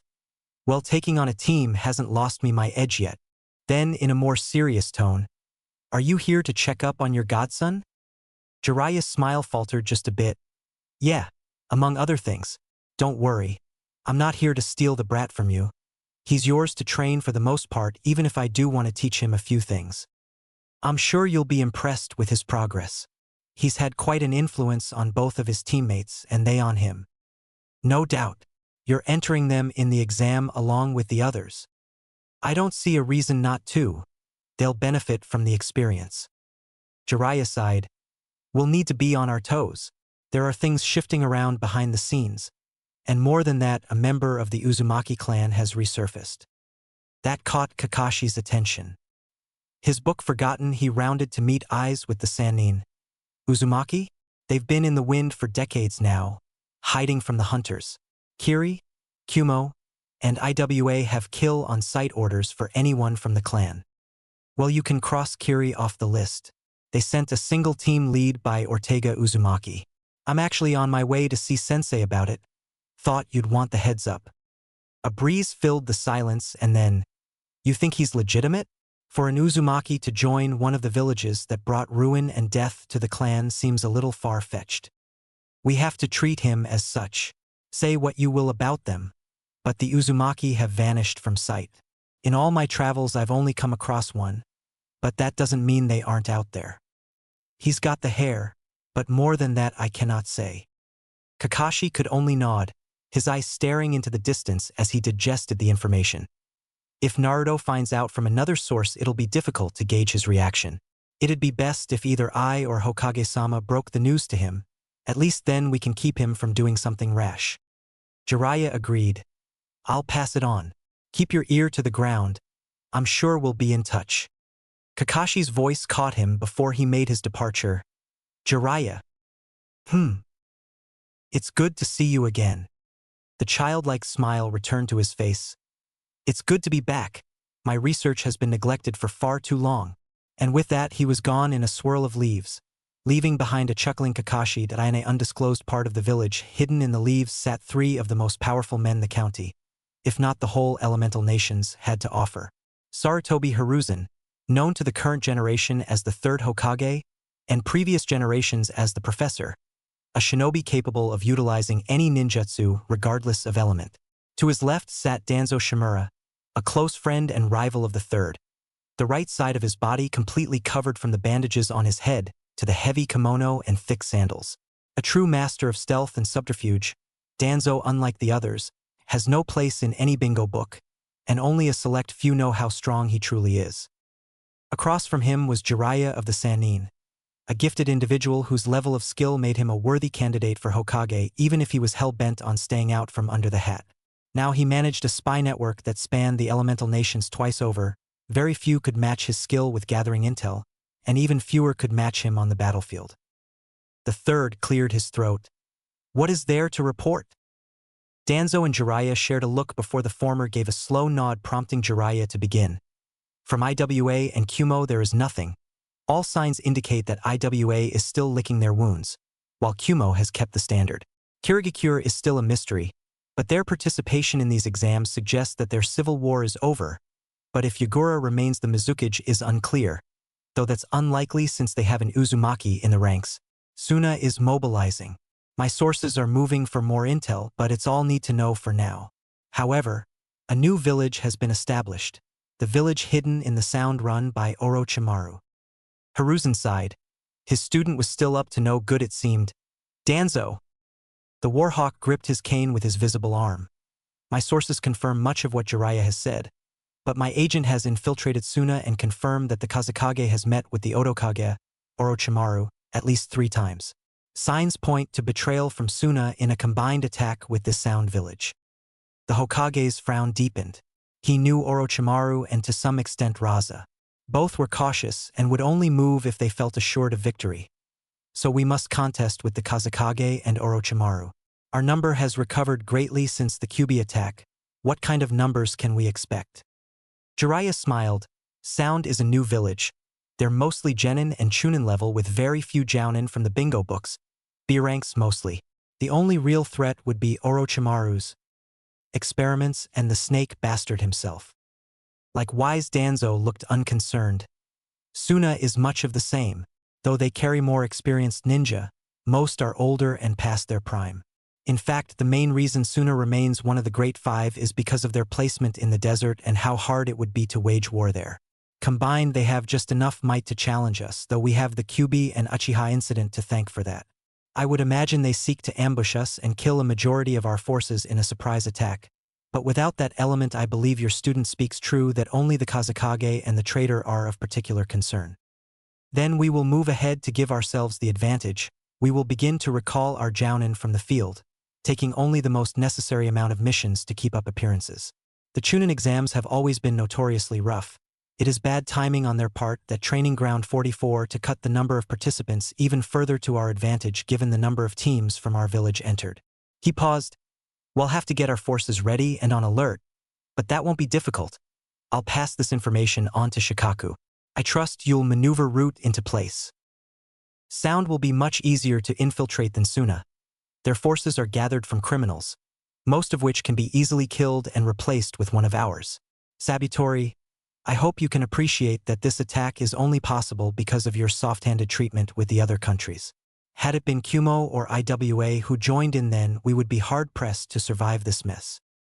The Sanin moved to defend his teacher, but the Hokage stayed him off with emotion before turning to speak with his friend and rival. You might be right, but betrayal, though the quality of a ninja, is still frowned upon. We've done nothing to cross Suna and now they seek to attack us. We will show the world how we deal with such actions with unrelenting force, and remind the other nations just why they should not associate weakness with mercy. Danzo only gave a grunt in response, but even he could not hide the twinge from the corner of his mouth from his old friend. Jiraiya cleared his throat. There is one more thing, Ortega Uzumaki. I wish I could say his coming here was just coincidence, but given the open alliance that once stood between Uzumaki and the Leaf, I would doubt that. There are only 2 reasons he is here, family or politics. The Hokage lit his pipe and took a few puffs. Only Kushina remained in the village when Whirlpool was attacked, and none have returned since. The only family would be Naruto, and given his escapades in the Land of Waves against Zabuza, it is highly possible that he heard about the boy and is seeking him out. On the political side, Kirigakure was hesitantly neutral in the past, and with the eruption of their civil war, no doubt they have been left weakened. What better way to boost standing with the Leaf than with a member of one of their greatest allies? Has he showed any attempt of locating Naruto? Danzo fielded the question. One of my agents witnessed an encounter between one of the genin from Kiri and Uzumaki. The boy carries Zabuza's sword. It was bound to attract their attention. They exchanged names, so no doubt this Ortega knows of his existence.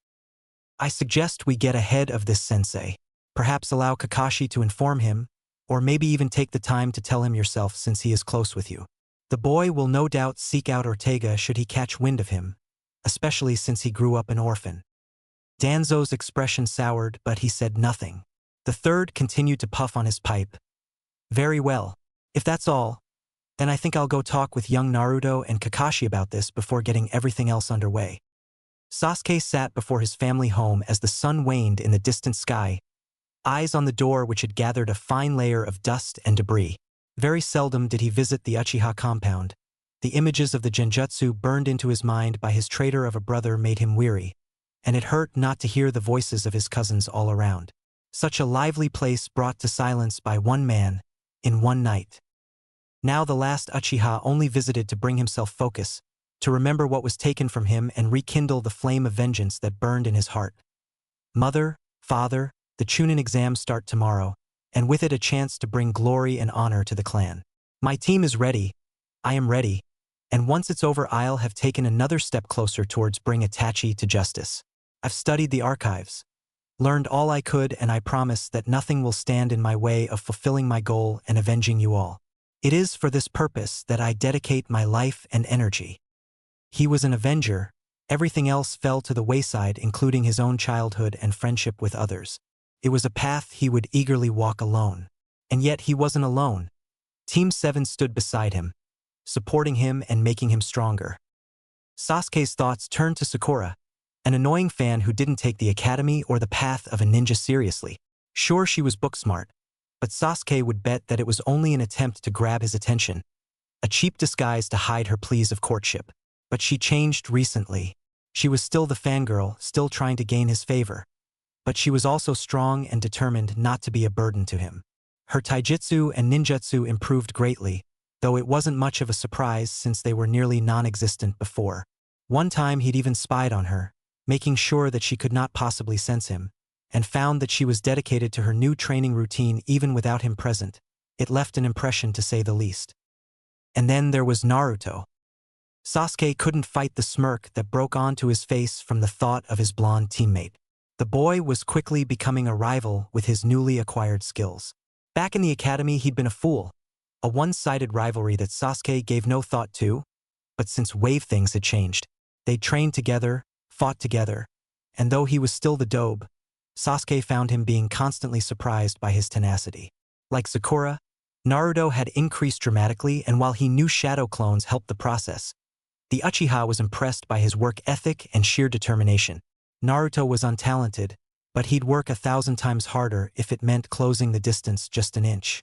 Combine that with his unpredictability and what was left could be called a ninja, and to Sasuke a rival. Comrades.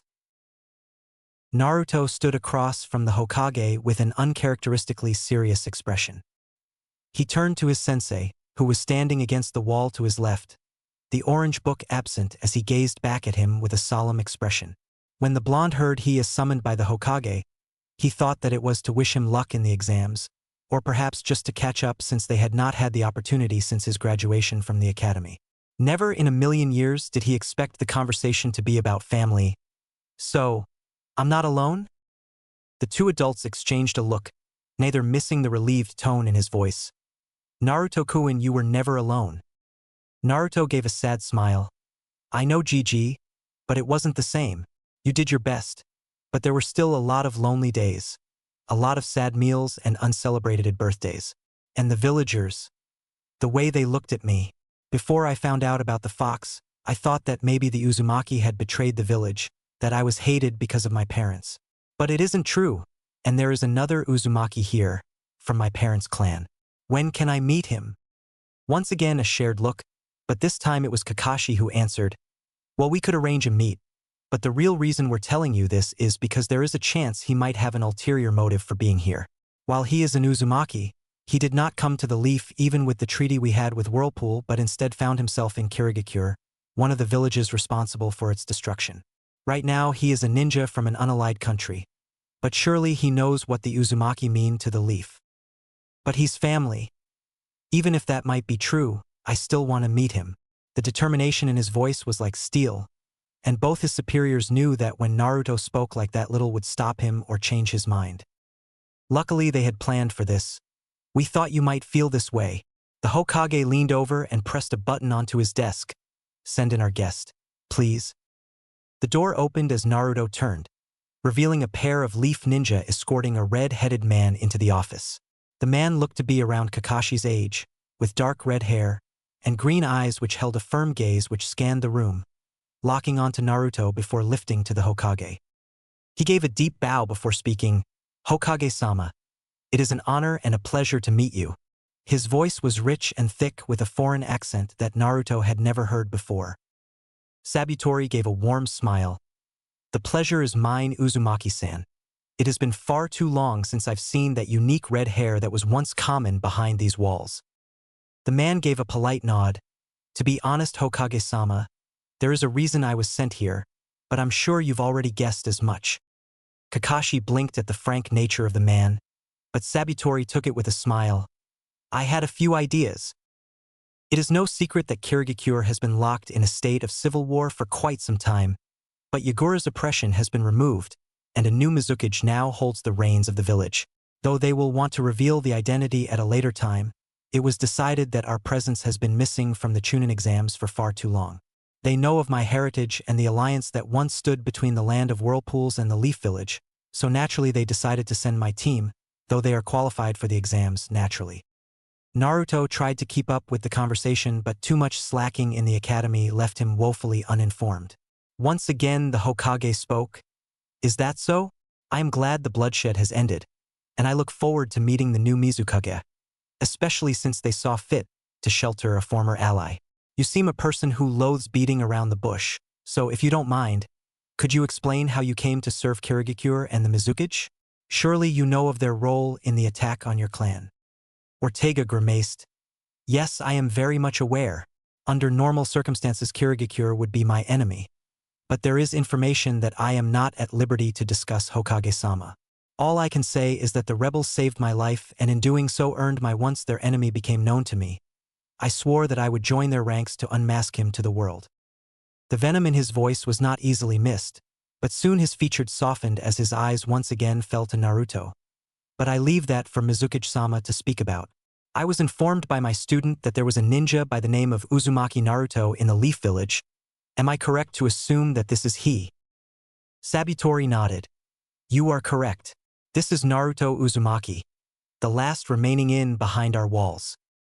Naruto tried not to fidget as Ortega gazed at him, his eyes roaming over him looking for what the blonde did not know. After what felt like a decade, the older man once again turned his attention to the Hokage as he tapped the left side of his chest. "May I?" The Kage gave his consent and Ortega snaked a hand into his vest and removed a scroll. "I don't doubt your claim of Uzumaki blood, but you have to understand that many have tried to gain the knowledge of our clan's most powerful seals and jutsu. It was why we were attacked after all. Before our village fell, we managed to catalog every branch of our family, both ninja and civilian alike. It was a S-rank secret, one that is never to be shared lightly. A few scrolls were given to the most powerful of ninja when the battle was deemed lost in hopes that once we managed to shake off our attackers and lick our wounds we could find our hidden brethren and rebuild. Obviously, that has proved much more difficult than any of us could have foreseen." Turning to Naruto, he opened the scroll to reveal not names, but smudges of dried blood. But upon closer inspection the boy realized that it was not a smudge but a fingerprint. This scroll is linked to the Master Scroll, hidden away from the world. By supplying it with blood it will confirm that you are in fact an Uzumaki. Naruto looked at the scroll, then to his teacher and finally his surrogate grandfather, questions in his eyes. Kakashi gave him a gentle smile through his mask while Sabutori nodded. "It is up to you, Naruto-kun. You don't have to, but I dare say you will learn little else than what the village records can provide if you do not." Hokage-sama is correct. Blue eyes met green as young Uzumaki stared at old. "Those of us who are old enough to remember our ways guard them viciously. Many of our kind died so that it would not fall into the hands of our enemies, and it is still so today." The teen hesitated. What if he really wasn't an Uzumaki? What if there had been some mistake? But he quelled those fears with the same grit and determination that he used back in the academy. "No matter what some stupid scroll decides, I'm Naruto Uzumaki, believe it." Biting his thumb the way they taught him in school, Naruto waited for the blood to pool before pressing his finger firmly onto the paper. For a moment nothing seemed to happen. The blood simply absorbed into the paper. But then his blood began to glow with chakra, a fact that pleased Ortega, who now wore a warm smile. "It is nice to meet you, cousin." "Oh yeah, I'm Naruto Uzumaki." "Believe it." The adults shared a laugh at his antics before he spoke up again with renewed vigor. "So what happens now, cousin? Are you going to show me super awesome jutsu that my parents knew?" Ortega gave a hearty laugh. "Perhaps one day. You are in a delicate situation, cousin. Were you just a civilian, I would have taken you under my wing and taught you our ways should you wish to learn them." He and the Hokage's eyes met with a flash. "But as a ninja for the Leaf Village, you have an obligation to remain here." Naruto's mood dropped at that.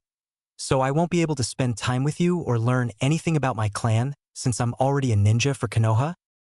"Of course you'll be able to, but just not right at this moment. If all goes well, I'm sure we'll be able to work something out. You'll be busy with the Chunin exams though, and while I'd like to see family succeed, you'll still have to compete against my students, so it won't be easy." Kakashi pushed himself off the wall. "He's right, Naruto. Those exams are no joke, they'll need your full attention if you want to pass. Why don't we let Hokage-sama and Uzumaki-sen talk? I'll take you home and you can get a good night of rest before the big day tomorrow. You'll need it." It would prove to be sound advice. Team 7 walked into one of the academy classrooms and was overwhelmed by both a feeling of nostalgia and then intensity of several pairs of eyes turning to look at their competition. Naruto couldn't help the smirk that crossed his face when people seemed to realize just whose sword was strapped to his back. "So it's true, all of the rookies are in the exams." Shikamaru's voice caught their attention to the gathering of their classmates who were watching them with smiles. They all walked over to chat with familiar faces. "The hell is that on your back, Naruto?" Kiba had pushed his way to the blonde and admired the sword strapped to his back. Didn't think anyone was crazy enough to give something that sharp to the class idiot. On his head, Akamaru gave a bark of agreement. "Better watch it, dog breath, or maybe I'll put you on the receiving end of it." "PSH as if. You'll need more than some butter knife to take on me and Akamaru." The rookies engaged in easy conversation about what the exams would hold, but none of them were foolish enough to drop their guard, and it showed when one silver-haired genin with glasses approached them. "Hey, you rookies should keep it down. Not all of us are friendly here." Sasuke turned his gaze to the newcomer, taking stock of his appearance for signs of weakness and strengths. He looked to be about 3 or 4 years older, but the easy smile and soft tone of voice made him appear younger. "And who are you exactly?" The boy smiled at him. "The name's Kabuto. I'm a leaf genin just like you." Sakura pipped up at that. "Is this your first time taking the exam, Kabuto-san?" At this his smile went a little lopsided. "Actually, it's my 7th. Normally it doesn't take so long, but I've just had a string of bad luck." Shikamaru grimaced. 7 times? What a drag. It'd almost make it less of a hassle to pass it this first time. Everyone else nodded in agreement. No way did they want to fail like that. Kabuto seemed to read the pity in their eyes. "Whoa, it's not all that bad. By now I know what to expect, and I've been able to gather a ton of information about this year's competition. Go on, give me a name and I'll show you their skills with my ninja info cards." The rookies exchanged a look before Shikamaru called out, "Naruto Uzumaki. Hey! Quit crying, it's just a test to see if this information is valid. You know your own track record, and so do we for the most part." Kabuto flipped through his cards before taking one from the deck. "Here we are. Uzumaki Naruto. Has completed 10 D-rank missions and 1 A-rank mission, although it looks like it was bumped up from a C-rank. Dead last in his year from the academy, and a member of Team 7 with Kakashi Hitaki as Jounin instructor with Sasuke Uchiha and Sakura Haruno as his teammates." Naruto grumbled at the dead last comment on his record, but otherwise the information was spot on. Before anyone else could call out, Sasuke gave a name. "Gaara Sabaku." The rest of Team 7 turned to give him a look, but he just shook his head. They would talk about it later. "Okay, Sabaka Gaara." Kabuto read the card and gave a low whistle. "Well, he's no rookie. Completed 12 C ranks and a B rank alone, but what really blows my mind is that he's apparently never been injured on a mission.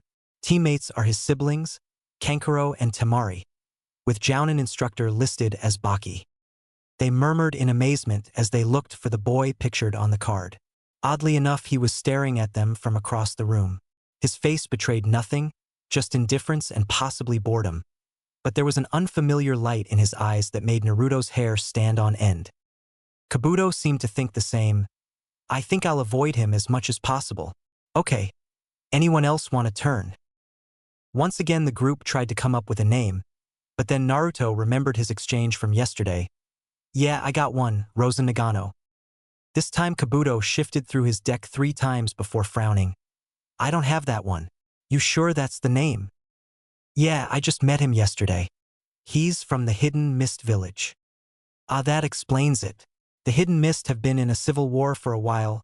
I haven't seen them in the exams since my very first time, so naturally I don't have any information on them. Sorry about that. Naruto furrowed his brow before he spoke again. Well, do you have anyone else with the name Uzumaki?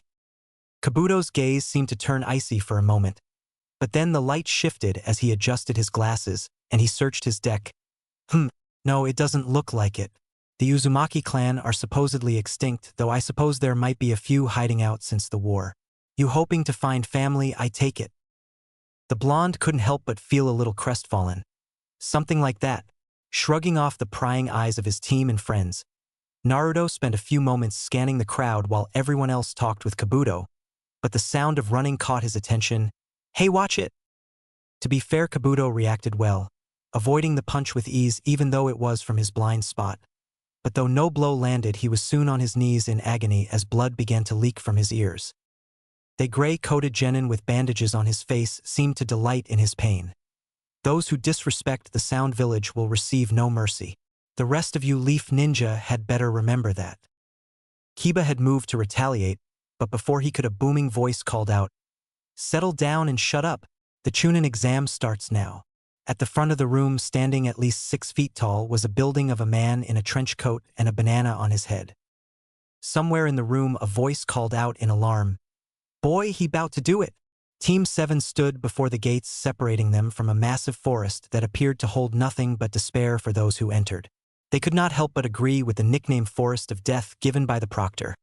A purple-haired kunoichi with bad fashion sense and a great body. Naruto snorted as he remembered her grand entrance after the first test. If you could even call it a test. Truth be told, he was a little underwhelmed. The test would have been way harder if he actually had to answer the questions or try to cheat. But with Hinata beside him, things were ridiculously easy. The supposed 10th question was a nice twist, and a lot of teams failed because of it. Team 8 would have failed. Hinata was shakily raising her hand, but Naruto simply took it into his own to keep her from doing so. I wonder why she was so hot. Maybe a fever? In the end, all the rookies had passed, and while Naruto was hoping that Gaara would fail, they too were now in the second round of the Chunin exams. His thoughts were interrupted by the ever-brooding Sasuke. "Dobe, pay attention." The blonde glanced at his teammate and stuck out his tongue. "I'm always paying attention, team." "Hn. Then what was I just talking about?" "The scroll." Dobe. "Well, you were." Naruto. Rubbing the back of his head as Sakura gave him a withering glare, Naruto apologized as Sasuke continued. "Teams are spread out pretty evenly, but we have to be careful. We're rookies, so we automatically have a target on our back as an easy mark. It's both a drawback and an advantage, though, since people will be less likely to flee from us, no doubt underestimating our abilities." He paused to make sure both of them were paying attention. "We hit them hard and fast. If what the proctor said is true, then we shouldn't linger in the forest too long, otherwise we're in danger of the wildlife. We have 5 days to get this done. I want us in the tower in 3. Sakura nodded. "I think the first day should be spent finding a water supply and suitable camping area. We can trap it and use it as a temporary base if we get separated. I wish we knew where teams 8 and 10 were. Then we could meet up and tackle this as a group." "Yeah, but we won't have to worry about them. Kiba's a jerk, but he's skilled. Between him, Hinata, and Shino, there shouldn't be much they can't handle. Same goes for Shikamaru and Choji." Naruto paused to scratch his head. "Still, I think we should make it a point to avoid attacking Konoha teams unless there is no other choice. That and the Sand team with Gaara. There is something about that guy that makes my skin crawl, and I'd rather not find out what it is in the forest." Sasuke smirked. "Sacred Dobe. You wish, team. I'm just doing this so I won't have to save you. Believe it. Sakura interrupted before they could really get going. We'll have to always travel together to scout out the area. Kakashi-sensei gave us a little training on that, but it will still be rough with so many enemies to look out for. At this, Naruto smirked. Actually, I have an idea about that. This sucks. Why did Sakura-chan and Sasuke team leave me to make camp? I should be out there kicking people's teeth in, not setting up camp and protecting this stupid scroll. Naruto grumbled loudly as he went around picking up the various sticks scattered across the ground and placing them in the middle of the clearing. His sword was resting against the tree, seemingly mocking him as he continued to do menial tasks alone. Above him, 3 masked rain ninjas watched with hungry eyes. They signaled each other silently before they descended to the ground, trapping Naruto in the middle of them. Well, maybe we could help with that last part. The blonde jumped in surprise, letting the sticks fall to the ground before he turned towards the one who spoke. He noticed their numbers and scowled as his sword sat comfortably behind them. Who the hell are you guys? Doesn't matter. Hand over the scroll and maybe we'll give you a quick death. The 3 of them laughed menacingly as the blonde gulped and took a step back. But then he smirked and their confidence faltered. All we needed to know. Suddenly there was a massive amount of smoke as each stick on the ground poofed to reveal countless blonde-haired shinobi surrounding the 3 ninja. They had a moment to look horrified before they were pounced on and clobbered. A few seconds later they were knocked out and tied up before the clones disappeared, and out of the bushes stepped Team 7. Sasuke looked down at the defeated ninja. I can't believe the Dobe's plan worked. I'm awesome. Yeah, I thought for sure they wouldn't be dumb enough to fall for that. It was genius, Sakura-chan. Maybe they were the weakest of their village, they barely beat any of the clones. And they're only a fraction of Dobe. Hello, badass over here. I think this is one of those times that something is so stupid it just happened to work. Then again, he's dressed in orange with an annoying voice. Can't help them for thinking him an easy target. That's mean, Sakura-chan. She let out a giggle at his expense as they searched the 3 down ninja. After a few moments, Sakura found their prize. Look guys, it's the Earth. Sure enough, in her hand was the Earth Scroll, the opposite of the Heaven Scroll Sasuke had. She moved to hand it to Sasuke, but he stopped her. No, one of you should carry it. If the enemy captures me, then they'll have both. This way all our eggs won't be in one basket. Naruto looked as if the Uchiha had grown a second head, but Sakura just smiled. You're right, Sasuke-kun. Maybe you should carry it, Naruto. Now the blonde was giving her the same look. Me? I figured you think I'd lose it or something. She hit him over the head. Don't be dumb. I know you're not the smartest, but even you wouldn't do something that careless. Besides, with your shadow clones, you have an instant escape measure. They'd have to chase down the correct one in order to get the scroll. Naruto took the scroll and gingerly put it in his pouch. Thanks, guys.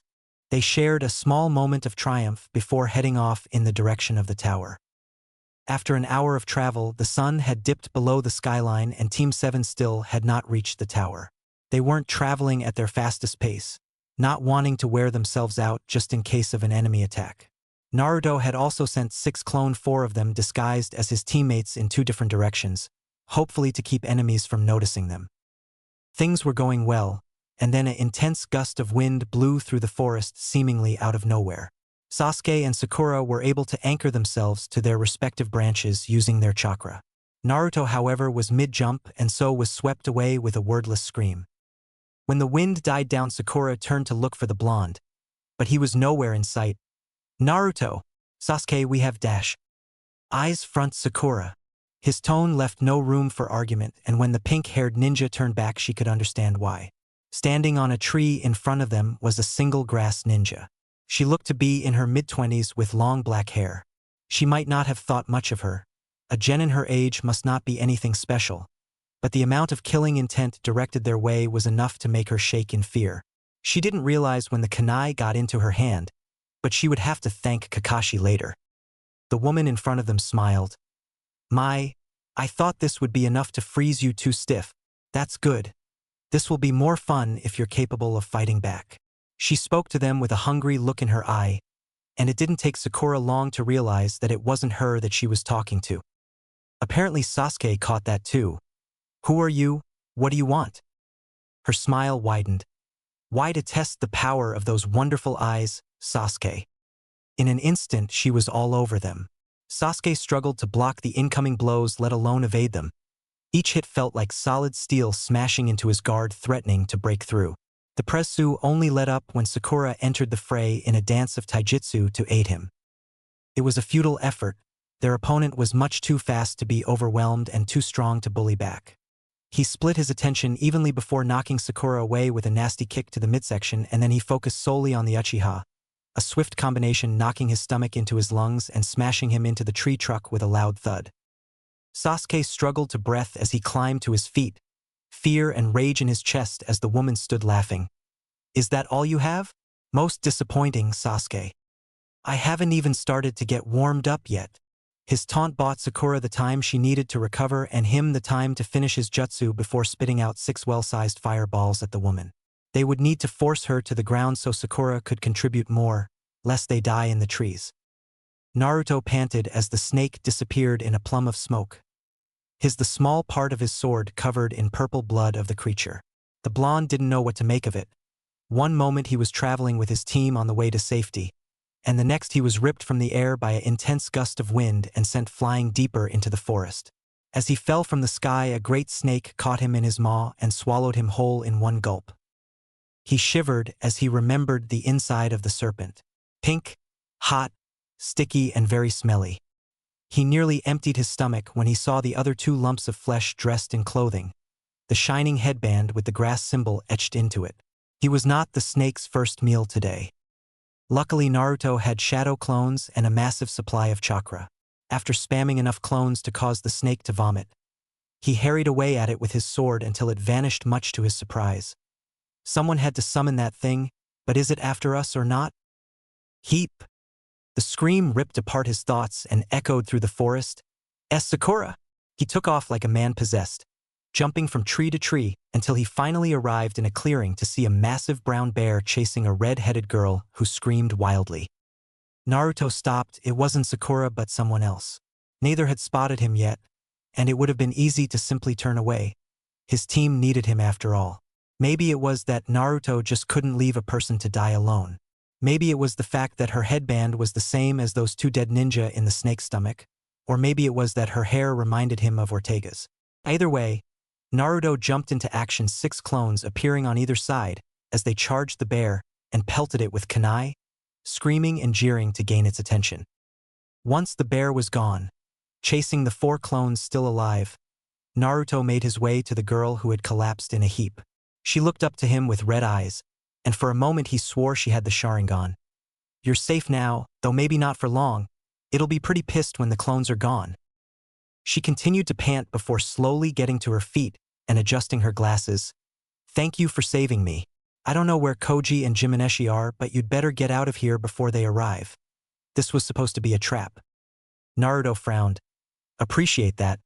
But, well, I don't think your teammates are coming back. The girl took a step back. What do you mean? The fear in her voice was palpable and his eyes widened at the implications of his last sentence. Oh no. I didn't kill them, but they were killed by a giant snake summon. Or they might have been killed. All I saw were lumps of flesh and grass headbands, but it could have been another team, right? He rambled on, trying to clear his name, and the girl seemed to take it all in. A snake summon? Her eyes seemed to lose their focus for a moment before she began to shiver. And no way. What's wrong? He asked, voice laced with concern. There's a huge chakra signature not too far from here. 2 others are fighting it, but there's no way they can win against someone with that much chakra. Maybe that person was the same one that summoned the snake. It takes both great control and chakra to summon creatures. The bigger they are, the more difficult. Naruto wasn't really hearing her as she pointed towards the direction he was blown in from. That's where Sakura and Sasuke were. I've got to go. That has to be my team. He moved to bolt, intent on making the bastard who attacked them pay. Wait. Her pleading voice stopped Naruto in his tracks as he gave her a questioning look. Please, take me with you. I can't make it on my own and I don't want to die in here. Naruto stared, his mind going over the possibilities. She could be leading me into a trap or waiting to betray me. But then again, maybe not. She would have died if I hadn't come along. right? He didn't have time to debate though, his team needed him. Pressing his hands into a familiar seal, he made a few shadow clones that quickly scooped the girl into its arms while the original spoke. All right, you'll have to guide me to the fight, and then my shadow clones will continue on towards the tower to get you to safety. You'll have to protect yourself if they are dispelled. The girl flushed. All right. And then they were moving, the red head navigating him through the trees towards the growing sound of combat. It didn't take long to find them. Sakura's Doton Jutsu were transforming the landscape, and there were plenty of scorch marks from either lightning or fire jutsu. Naruto spotted both his teammates panting for breath as a large snake, not unlike the one he fought earlier, lay bleeding on the branch. His clones continued to carry the girl well past the battlefield. And for good reason, Naruto wasn't sure this fight was over yet. Orochimaru was absolutely giddy with excitement. So far Sasuke was preforming admirably. He was far ahead of any genin, even if that paled in comparison to the snake Sanin or Itachi, but that was okay. His ninjutsu, taijutsu, and genjutsu all received passing marks in his eyes. Not that they'd had any effect. He'll make an excellent body, one that I can conquer any foe with. Currently, he was letting the little genin catch their breath while he prepared his jutsu for the curse seal inside his snake. Once it was ready, he emerged from the mouth, relishing in the sheer disgust and fear on the faces of his prey before letting the snake return. You're everything I dreamed of, Sasuke. A true representation of the might Uchiha. Sasuke growled to cover his fear as the man made small talk. Everything they had done, all of it, was useless against the freak of a man. His jutsu were nimbly avoided and his genjutsu broken within a second of being cast. It was like fighting Kakashi, only this time if he was a step too slow, he would be killed instead of pummeled. He's toying with us, and there is nothing we can do about it. They had already offered up their scroll, but then the freak had burned his own scroll before attacking them, commenting that he cared nothing about this petty competition. A small part of him was proud that he and Sakura had lasted this long. The pink-haired girl was more than helpful against such a strong opponent, even if it was just giving him a small window to escape harm. The young girl was panting with her kunai still in hand, determined to see this through to the bitter end. Sasuke was about to engage again when he noticed the thickening mist creeping into the area. His Sharingan active, he noticed the chakra lacing the shrouds of water and knew that Naruto had arrived. Suddenly there was action as four blondes erupted from the mist, swords uncovered as they swung to cleave the Sanin. Instead it was the clones who were dispelled, Orochimaru chuckling as the smoke filled the air. A nice attack, but not good enough. I'm surprised you're still dash. A frown marred his pale face as his vision continued to cloud from the smoke. Using the same great wind jutsu from before, he tried to clear his view only for the smoke to remain, and then he felt the tickle of foreign chakra in his system. Snarling, he broke the genjutsu, only to find the forest empty of his prey. Sasuke. Team 7 did not speak to congratulate one another or form a plan. Instead, they pour all their effort and attention into reaching the tower and alerting the village. Naruto had already formed 4 sets of their team, hinged and sent 2 of them running parallel for the tower, while they and 2 other sets scattered in more varied routes to the same destination. After half an hour of running, they found an opening in the base of a tree and hid inside of it. All of them tense and afraid, the sound of the forest as the backdrop. Naruto had felt his clones die, 2 teams in quick succession. The bastard was close, he'd picked wrong twice, but their luck would not hold out. He sent a small prayer that he didn't kill the girl along with his clones, but considering that he had no memories of them dying, he was optimistic that they escaped his notice. It was not until another hour of silence passed that they dared move. Naruto leaving behind another 2 sets of clones, a noticeable strain on his already split chakra reserves, before they continued moving towards the tower. Finally, Naruto broke and dared to whisper a question. Who the hell was that guy? Team 7 applied every bit of caution they could as continued their retreat to the tower. Night had long since fallen, and with the lack of light not only was navigation harder, but the more aggressive nocturnal animals had awakened to hunt. However, it wasn't animals that troubled them, but the fact that they were being hunted by one of the most powerful ninja Konoha had ever produced, Orochimaru, pursued them. Sakura and Sasuke had informed the blonde on their struggles against their opponent in hushed whispers, as they kept their senses alert for any sign of danger. After 15 minutes of travel, Naruto had informed his team that every single clone that he sent as a diversion had been killed. Their memories, flashes of death, as the Sanin cut through them with brutal efficiency, were all relayed back to Naruto. Sasuke's grimace deepened. I'm sure he's after the Sharingan. What I don't know is why he didn't just kill us and take my eyes. Naruto shifted uneasy. There's gotta be another play. Maybe he wants you to betray the village. It was a long shot, but it made sense. Orochimaru had toyed with them, but if he wanted Sasuke to betray the village, attacking him and his teammates couldn't have been the best way to persuade him, even if it was to demonstrate just how strong he was. After another stretch of silence, Sakura spoke. What if he wants you to come to him willingly? It's no secret that the Sharingan in a coveted bloodline, any village with it would become considerably more formidable. Maybe he wants you to seek him out and then use you to restore the clan outside of the Leaf Village. Ichinen, like hell I'd do that. My clan won't be restored until they've been avenged. Anything less is unacceptable. Naruto was about to speak, but a shout from the dark caught their attention. Going rigid, they pressed themselves into cover at once. Naruto formed a clone and sent it to scout while he saw Sakura and Sasuke palm a kunai. A tense silence fell over the group as Naruto closed his eyes to await information. Snapping his eyes open, he frowned. It's Team 10 and those sound bastards. Ino is down. Not killed, but I think it was her scream. Sakura gasped and Sasuke frowned. Chen, if we go to help, we risk getting Orochimaru on our trail. Naruto eyed him. They're our friends. Sasuke's face didn't change, just a quick glance to Sakura, who held a pleading look before he nodded. I figured you'd say that. We've got to make it quick.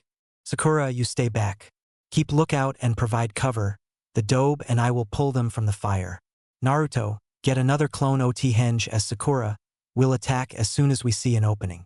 We have to be swift and we can't use too much chakra. If Orochimaru comes at us, we're going to need all we can to even attempt getting away. We have to alert a higher ninja about his presence. Naruto and Sakura nodded before moving to follow the order. One clone later, and the four of them moved into position to support their fellow Leaf Nin. They arrived to see Shikamaru and Choji holding a defensive position to a now standing Ino. The three sound ninja had them surrounded, the bandage guy taking point while the girl and spiky-haired genin were on their left and right respectively. The bandaged leader spoke. We won't ask you again. Where is Sasuke Uchiha? Shikamaru eyes flickering upward for a brief moment before settling back on the threat before him in a glare. We already told you we don't know. He's not a member of our squad. The spiky boy spoke. Yeah, right. You Leaf Nin are nothing but a bunch of tree-hugging saps who can't do anything without backup, and we heard that Bimbo talking about how her precious Sasuke-kun would be so taken with her for passing this pathetic exam. Now cough it up. Team 7 exchanged glances, another team looking specifically for Sasuke. Resolved to talk about this later, Naruto maneuvered towards the other boy while his clone took the girl. Whatever, if you won't give him up willingly, then we'll just beat the information out of you. We don't need all this trash. Just leave the girl alive. She should be enough. The boys of Team 7 tensed to move but hesitated when Shikamaru smirked. It seemed that they weren't the only ones confused as the sound team remained rooted in place. What the hell? I can't move my body. Kagame successful. You three made it easy. Shooting your mouths off because you thought we were weak. Ino and Choji both visibly relaxed, the former allowing a smirk to form as she sauntered forward. Glad that little bit of acting paid off. No way we could lose to these three slobs. She glared at the spiky-haired Zaku. Didn't anyone ever tell you to never mess with a lady's hair?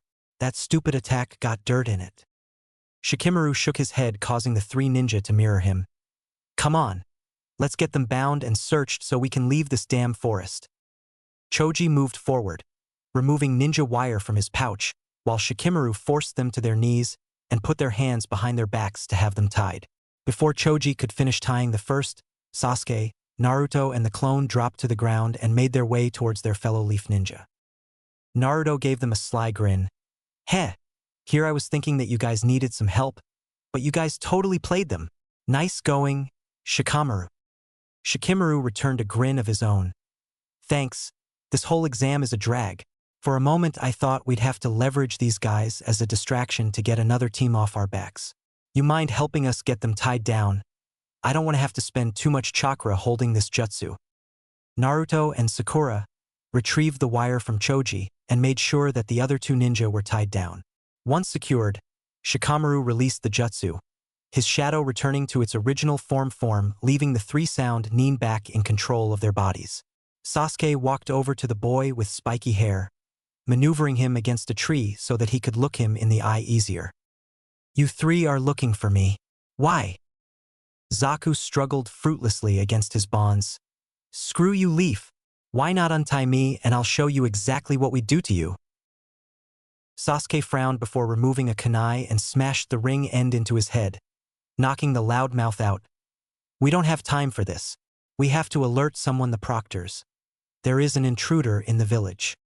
Team 7 filled in their comrades, knocking out the other two sound ninja before searching them and retrieving their earth scroll. Shikamaru had fallen silent, a sign of his brain working over the issue with frightening speed. How much chakra are you guys working with? Sasuke flexed his fingers. I'm about half, give or take. Sakura is less, but her control never wavers, so she can make the most of her jutsu when it counts. Naruto closed his eyes and took a deep breath, feeling for his reserves. I've used a lot of clones, probably about half as well. The clones didn't spend much chakra. That bastard never gave them the chance. Shikamaru nodded. All right, we've gotten our objective, and we need to get to the tower to alert someone, if they haven't already figured it out. If Sasuke is who he's after, then it's likely he'll be waiting for us to try and press our way in. Naruto? The blonde perked up. I need you to make 15 clones. Can you do that comfortably? Receiving a nod, he turned to address the others. We'll each need to make 6 bushin. Choji, Ino, split yours to disguise as Sakura and Sasuke. Naruto, you'll need to mix your clones in. Henge a few to look like your teammates from their supply of chakra and don't put one with each team. Scatter them as random as you can make it. Sasuke nodded as he spoke. You're hoping to confuse him. He'll be able to tell the bushin apart, but he won't know which of the shadow clones are real or otherwise until he lands a hit. And if he pops one that's under a henge, then he'll have to go after each one as real. He won't know which is which. Some of the teams will have to have 2 or 3 shadow clones, but it won't matter because he'll have to assume that Sasuke could just be using it as a ruse to break through. That'll buy us some time, but he's a Sanin.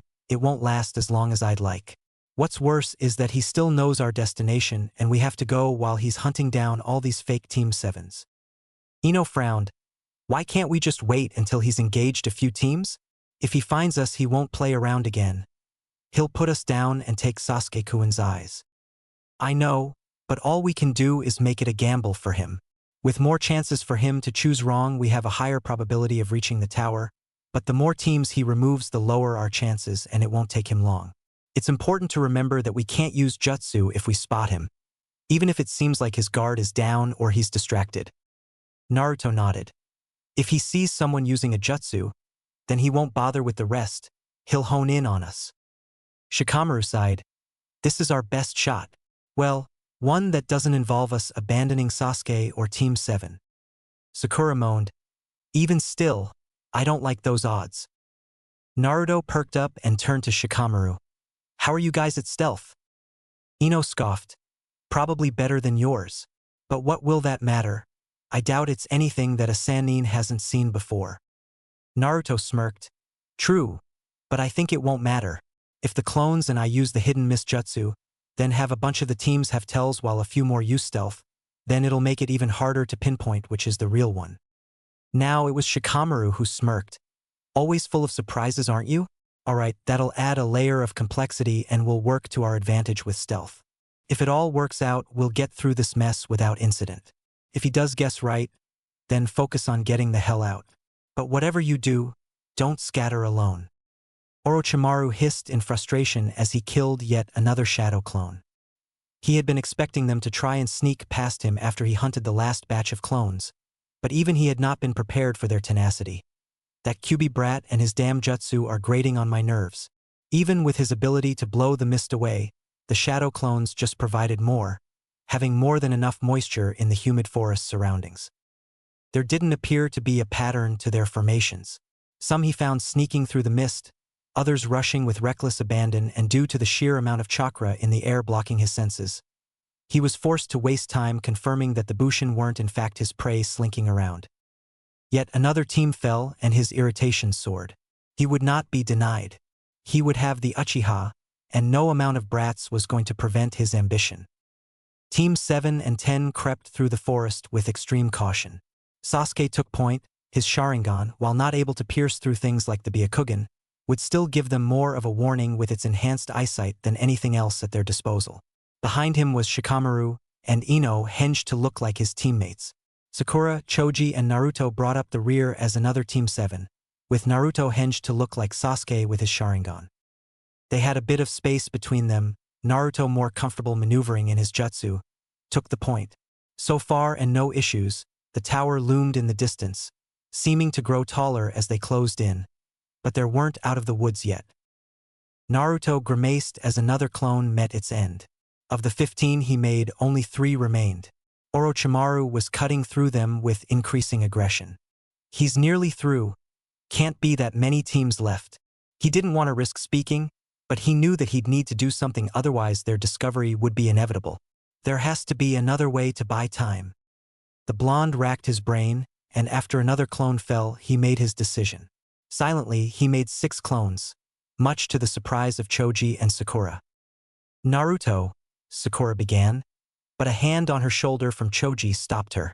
They watched as the clones hinged, 2 to look like Sasuke and Sakura, and the other 3 to look like the defeated Sound Nin that had attacked Team 10. With a single nod from the original, they broke off into the forest as swiftly and silently as they could. Speeding up, he closed the distance between the 2 teams. We need to run for it. He's killed most of the clones and there can't be many of the Bushin left. Wait for the signal. And when you hear it, run like hell. They shared one apprehensive nod as they prepared themselves. Nothing happened as they trekked on, but suddenly there was a chain of explosions, and soon they were all booking it towards the tower as fast as they could. Orochimaru dispatched another set of clones, hissing as they all turned to smoke, when suddenly he heard his pawns shout out in the mist. "Come back here, Uchiha. We didn't take you for a coward." Face splitting open in glee, the snake summoner charged towards the commotion at breakneck speeds, bypassing his team towards the fleeing form of Team 7. With a flash of hand signs, he erected a wall of mud to halt their progress, forcing the genin to turn and face him, kunai in hand. "Kukukuku, you lead me on quite the chase, Sasuke, but I'm afraid such tricks won't hold me for long." The cornered ninja didn't speak. Instead, Sasuke and Naruto charged, kunai in hand as they took a last stand. Orochimaru welcomed the exchange, his eyes narrowing as Sasuke jumped into the air while the blonde threw his weapon. Even in the dim light, the Sanin could see the explosive tag trailing the blade. With a gesture, he sent a breeze that turned the weapon away where it exploded harmlessly in the forest. He smirked before his eyes widened form the sound of another blade. Using the substitution jutsu, he replaced himself with a fallen branch as 3 more explosions rocked the area, courtesy of his charges. Furious, he ripped through the children and as expected they vanished in a puff of smoke. Enraged, he lashed out at all in the area under the waning moonlight. Turning back towards the tower to pursue his search, another figure had appeared, but it was no genin. "Anko, come to greet your master?" The purple-haired ninja snarled as she prepared for a fight with her old mentor. Team 7 and Team 10 sighed in relief as they entered the tower. The riddle that greeted them was easily solved, partly because Naruto knew the expression as a favorite of the Hokage. When they opened the seals and Irika appeared, he was greeted by hard faces that recounted their encounters in the forest. To say he was shocked was an understatement. "You mean Orochimaru of the Sanin? And you," pointing towards Team 7, managed to escape his clutches and then met up with. Now he held his gaze to Team 10, "Your classmates, and made a plan to not only reach the tower, but to send him on a wild goose chase while you snuck into the tower." "Yeah, Irika-sensei. There was no way we were gonna just let him have the team. Believe it." The scar-faced Chunin bit his lip. "Come with me." Traveling through the tower, Irika lead them to a hall lined with rooms. "These are where you'll be sleeping for the remainder of the exam. You guys made it in one day, so it'll be a little while before this phase finishes. Sakura and Ino, feel free to share a room."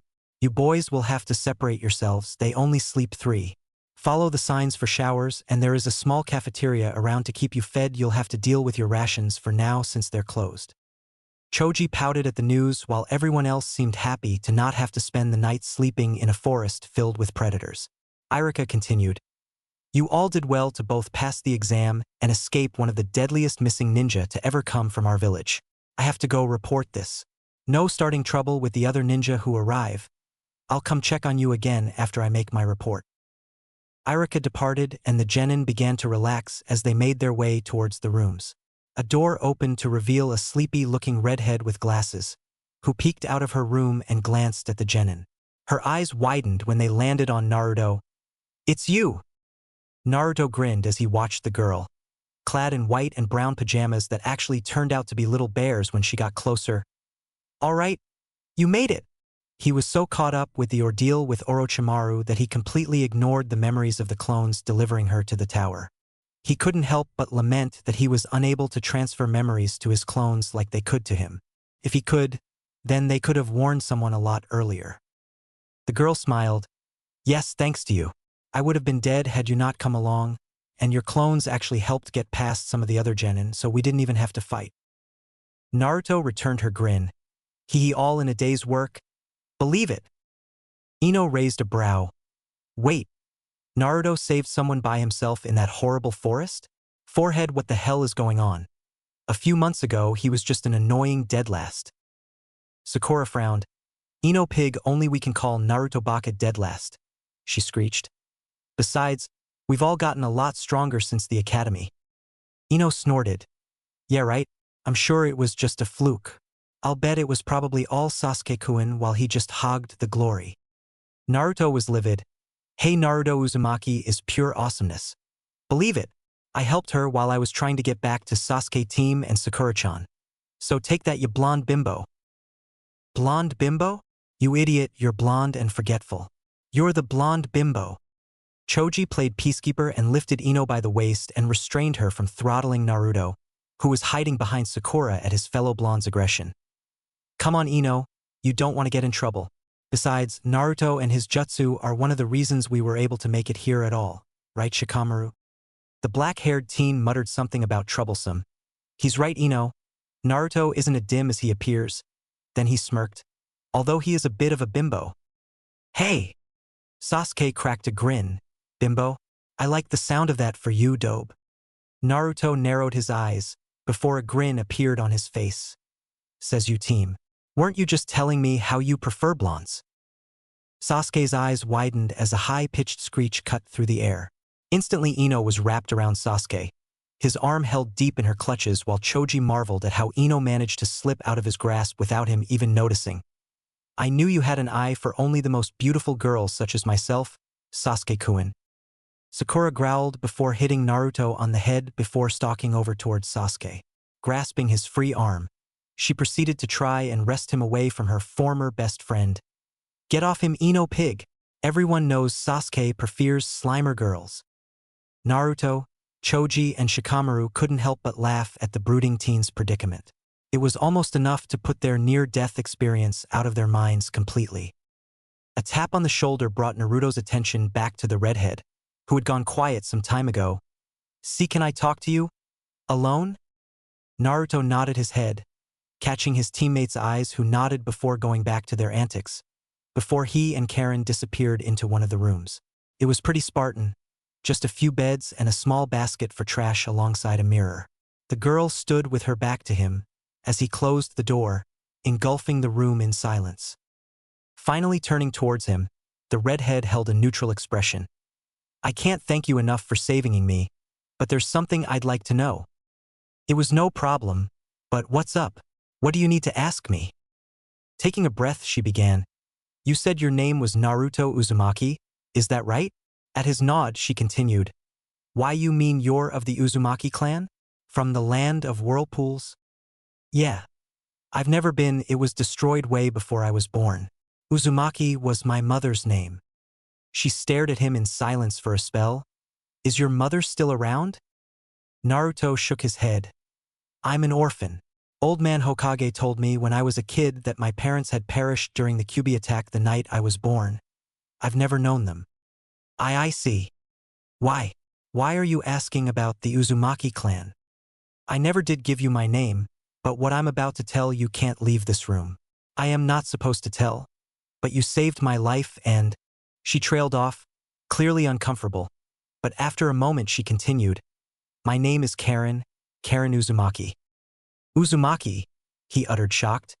You mean, we're family? Karin nodded guarded. Yeah, that's right. I've never heard of anyone else using that surname besides myself and my mother. She was old enough to remember when our homeland was destroyed all those years ago. She told me of our clan and the traits help identify our kin who fled to the mainland. Naruto scratched his head. Things to look out for? Yeah, you… Well, you don't really have any of them except for maybe that overwhelming amount chakra.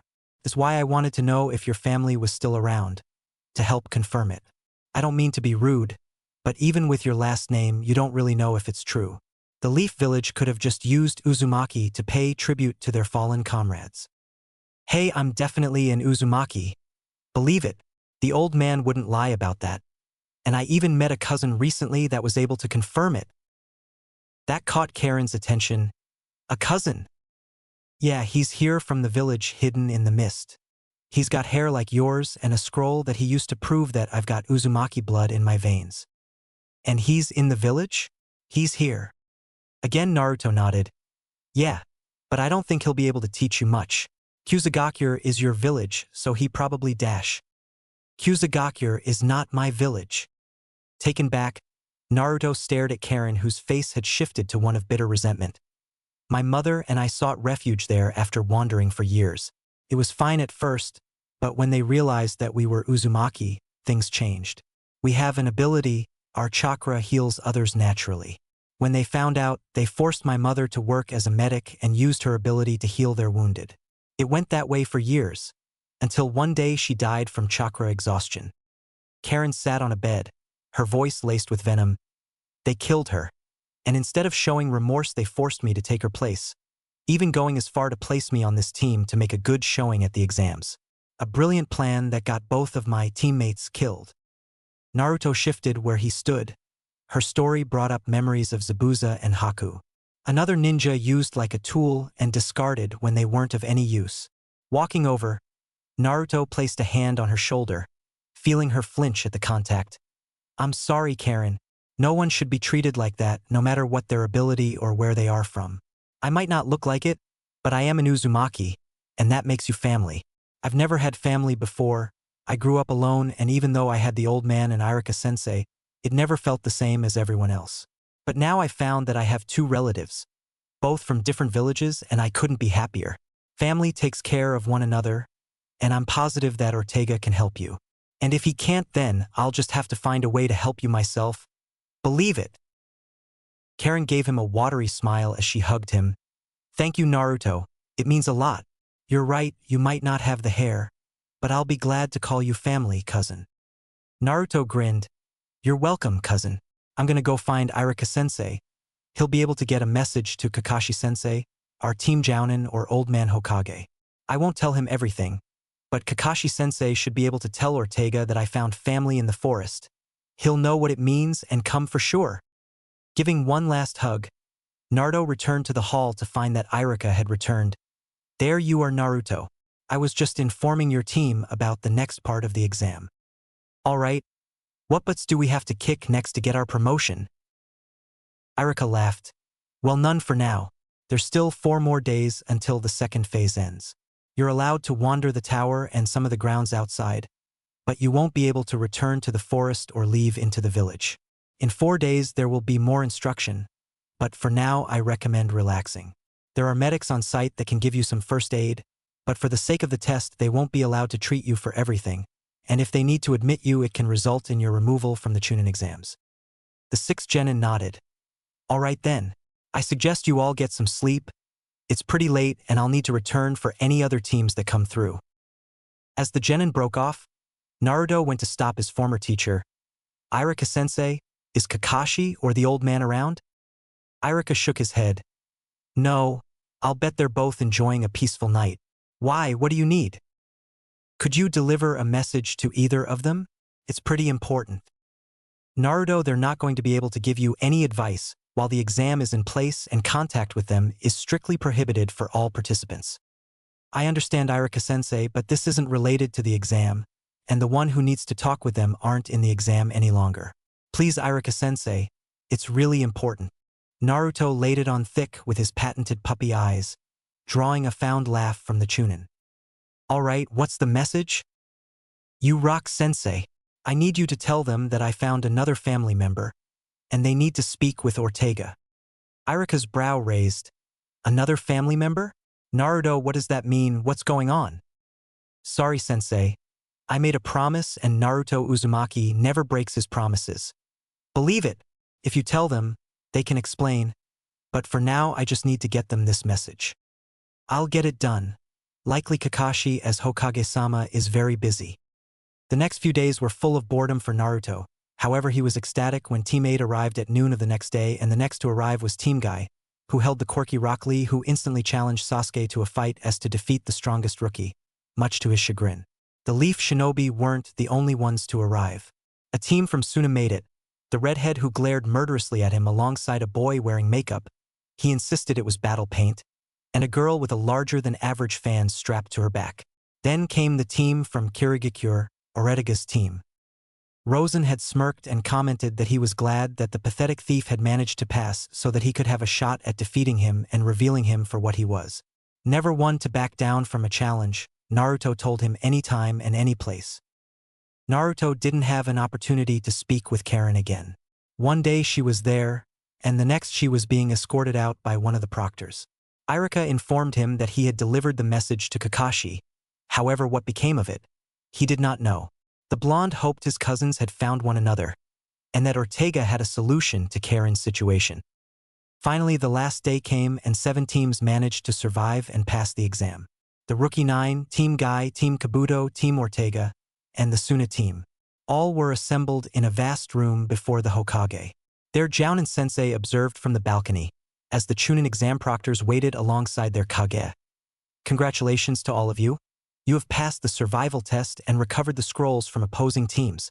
However, I'm afraid that not all of you will continue on to the final phase. He was met with murmurs of confusion and anger. The final stage is public, drawing a crowd from far and wide, a great deal of them people who will have need of ninja in the future. It is a chance for each village to showcase their worth and can boost the reputation of said villages greatly.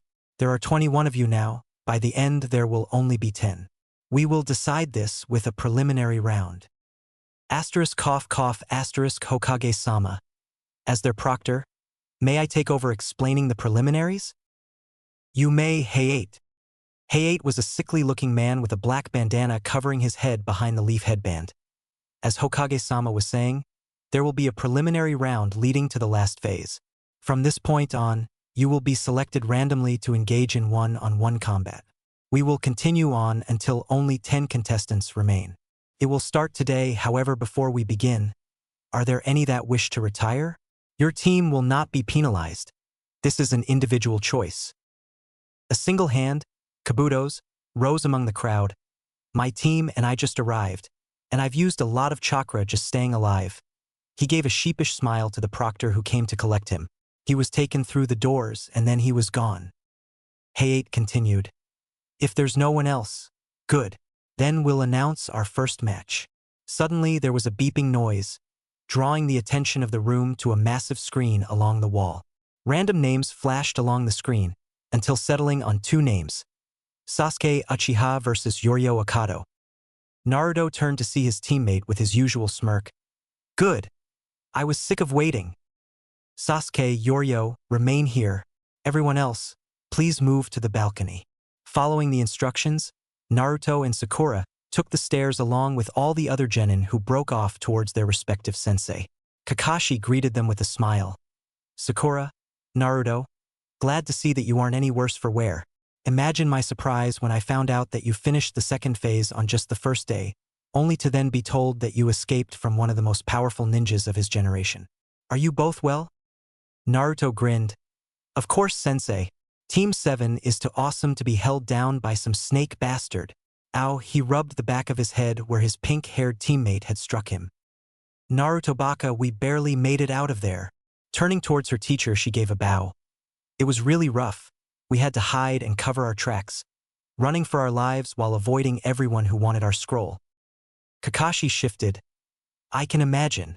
The Chunin exams are meant to test you in simulations that mirror missions in the real world. It is not uncommon for higher ninja to take mission deep in enemy territory, and learning to maneuver through, as well as using your best judgment on when to engage, is crucial to survival. I'd have to say, being able to escape a Sanin is an experience that only a few can claim. You should be proud of your ingenuity. He rested a hand on each of his charge's head. Just don't get a big head about it. Okay? Yes, sensei. The chorst. Good. Looks like this fight is nearly over. Turning towards the arena below, Team 7 watched as Sasuke dismantled his opponent with his taijutsu. Yoroi was breathing heavy, his posture showing signs of pain as his left hand had a glow of chakra around it. The two engaged again. The clothed genin seemed hell-bent on latching onto Sasuke with his left, but it made him predictable and easy to exploit. Sasuke pivoted, lashing out with a kick that connected with his opponent's jaw that sent him skidding across the ground. He shifted on the ground in pain before falling still. Cough cough, winner, Sasuke Uchiha. There was some scattered applause, mostly from Sakura and Ino, who seemed to be in competition about who could praise him more. Sasuke looked bored. Naruto could tell that he was more than pleased at having beaten his opponents so soundly. The medic team came to collect Yoroi while Sasuke sauntered up towards his team. Not bad team, but I'd have beat him in one move. Believe it. Sasuke smirked. Yeah, right, dope. He'd have probably grabbed you while you struggled to remember how to walk. Their tender moment was broken when Ino latched onto Sasuke from behind. Sasuke-kun, you were amazing. HNN, get off. As Sakura joined the fray, Naruto turned back to Kakashi. Sensei, were you able to get my message from Irika? The silver-haired Jonin nodded. Yes, I did. I passed it along to the Hokage. Usually, he would have just let it go. But since neither Kusa nor Kiri are allies or openly hostile, he did get the message to Ortega. I'm not sure what he did about it, but from the smile on his face as he left the compound, I'd say he was glad to be alerted to another member of the Uzumaki clan. Naruto smiled. That's great. I'll bet Karin was really happy too. I hope she can join him without causing trouble. Yes, let's hope it all goes well, but you should focus on the exams for now. The next opponent has been selected. Who knows, you might have to fight one of them in the future. Sure enough, the next names had been selected, Shino Aburame versus Kasumi Hiroshi, and both competitors had already made it down to the arena. Kasumi was a confident-looking girl with purple eyes and short brown hair that stopped just under her ears. She wore a fitted brown shirt that was cropped right at her navel, white shorts with various pouches no doubt containing ninja tools, and a pair of black sandals. The headband for Kirigakure tied loosely around her neck, as she smirked at the stoic Shino. Cough, begin. Shino jumped back to give himself space, while Kasumi reached into her pocket and withdrew a small brown ball. Still smirking, she threw it at Shino, who moved to avoid the projectile, but was not expecting it to explode in a cloud of smoke mid-flight. He covered his mouth, hesitant to breath in case of poison, but the sheer amount of smoke made that unlikely. Naruto scowled. Man, it's all smoky. We can't see a thing. While he didn't know it, several of the other genin agreed, their gaze unable to pierce the veil as sounds of combat filled the air. Naruto tried to tell what was happening, but it was nearly impossible to tell who was who as shadows played out. A gasp came from his right, where he saw Hinata, pale eyes watching in horror as thick veins bulged around her eyes. He turned back to the smoke but wasn't able to see a thing. Curiously, he walked over. Hey Hinata, are you able to see what's going on? She glanced at the blonde, her face starting to turn red. Naruto-kun. Why yes, I can see. The Byakugan is able to see through most things. Man, that's awesome. Wish I could see what's happening. Kiba was about to say something, but a hand on his shoulder from Kori-ina stopped him short. She shook her head and smiled as she turned back to Hinata.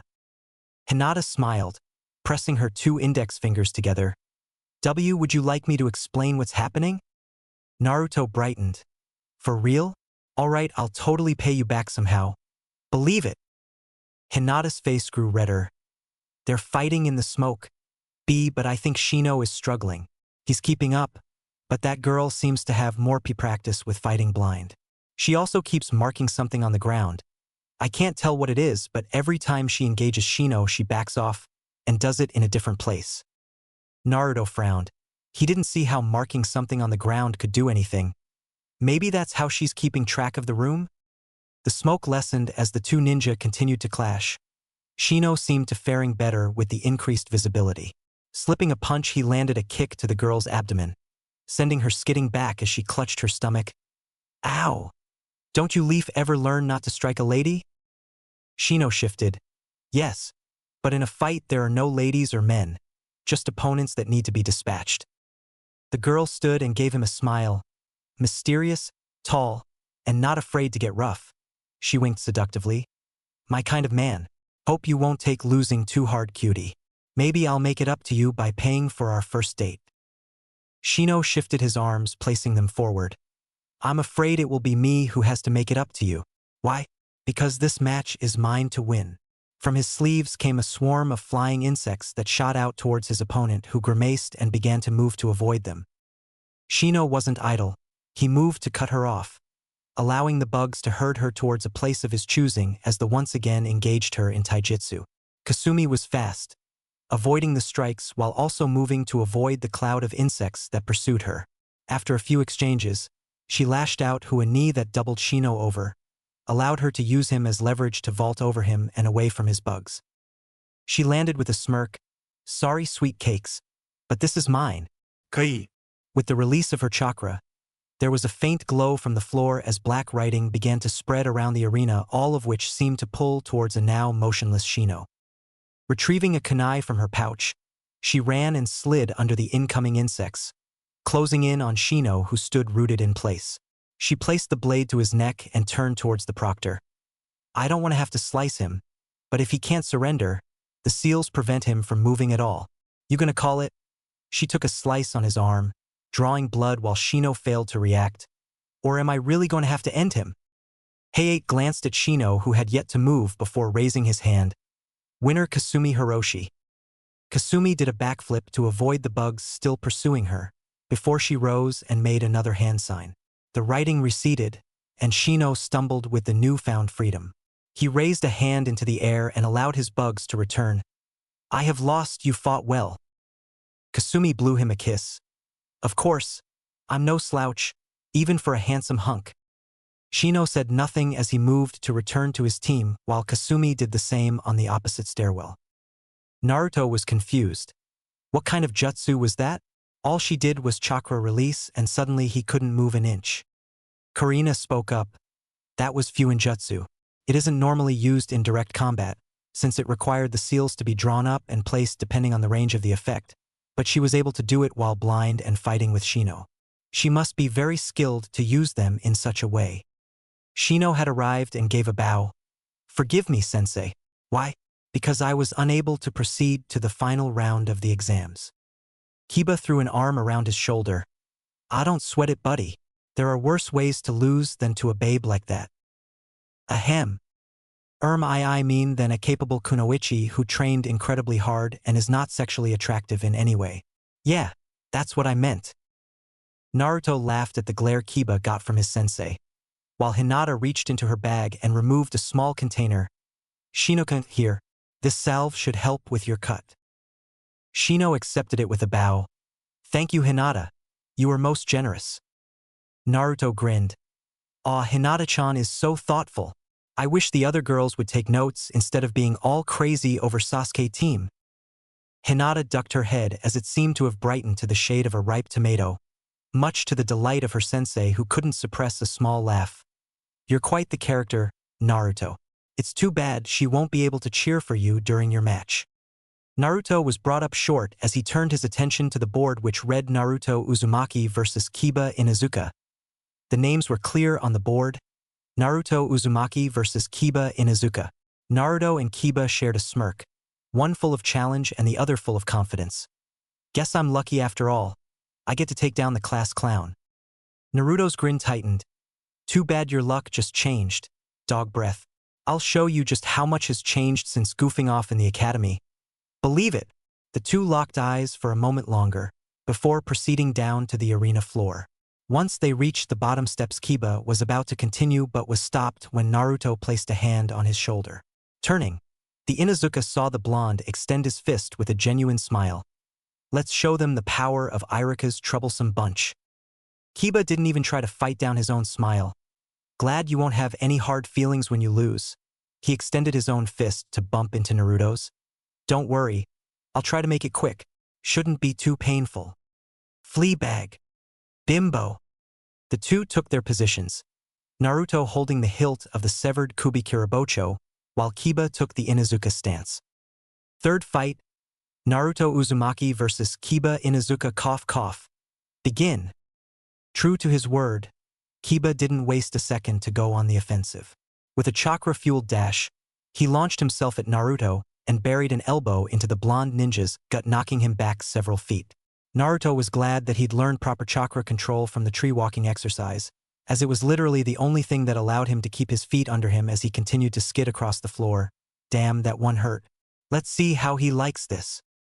Signature jutsu on full display, Naruto created 5 clones before charging the Inuzuka, intent on returning the favor.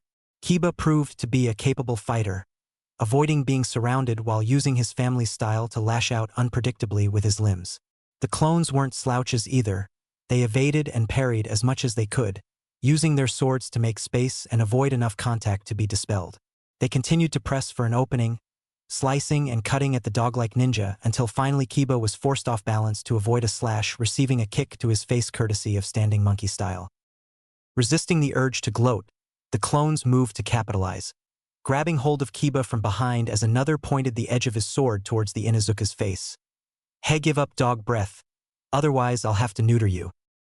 Up on the balcony, the remaining rookie 9, save for Sakura and Sasuke, were shocked at how the fight was going. None of the rookies thought Naruto was a bad guy per se, just loud and annoying a bunch of the time. But his lack of skill from the academy days was etched into their minds. The dead last who couldn't even hit the target 4 of 10 times. The loudmouth who lost almost every spar and kept crying out that he'd be Hokage. That was the Naruto they remembered, not this active threat that was good enough to force Kiba into a position like this. Ino was the first to recover. I know he learned some jutsu and a little common sense, but I didn't think he'd actually be able to take anyone in a one-on-one fight. Shikamaru yawned. What about that looks like one-on-one? Shut up, Shika. You know what I mean? Choji watched the proceedings with a thoughtful expression. He has been training just like us for months now, even working with Asuma-sensei to learn new things. Guess it makes some sense that he'd get stronger. Asuma chuckled. The kid is hyperactive and learns best with hands-on guidance. He probably felt bored out of his mind sitting at a desk all day. The kid's got grit and an eye for combat. Those two things aren't really tested in the academy, but they can take you far.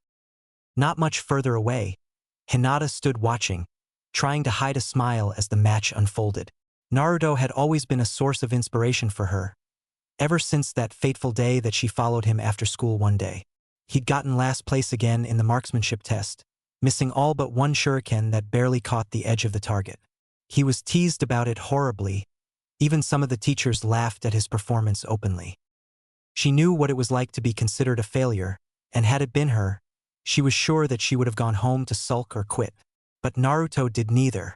He got angry, but he went and gathered his weapons and continued to practice until sundown. The next day he did the same, then again and again. He practiced until his fingers bled. Then he wrapped them and continued on. Hinata saw firsthand the determination that Naruto possessed when he put his mind towards something, forging his own ninja way in the coals of his hard work. For the shy and soft-spoken heiress to the Hyuga clan, it was a dream she could get behind. Sasuke scoffed. What a boring fight. The dobe and the mutt can have whatever their dogfight. I just want to see more of the competition. Kakashi gave his signature eye smile. Confident are we? Sasuke smirked. Against those two? Absolutely. Naruto isn't going to lose to Kiba, but neither of them are stronger than me. The dead last isn't a threat. I see. You know, Naruto told me about your encounter with Rock Lee. It sounded like he got the better of you in your little spar. The Uchiha's face turned sour. He was faster than I thought, that's all. I won't make that same mistake again. Ah, my little Sasuke. You just did. Sakura and Sasuke turned towards their sensei with questioning looks. As you know, the team pairings have a structure of sorts.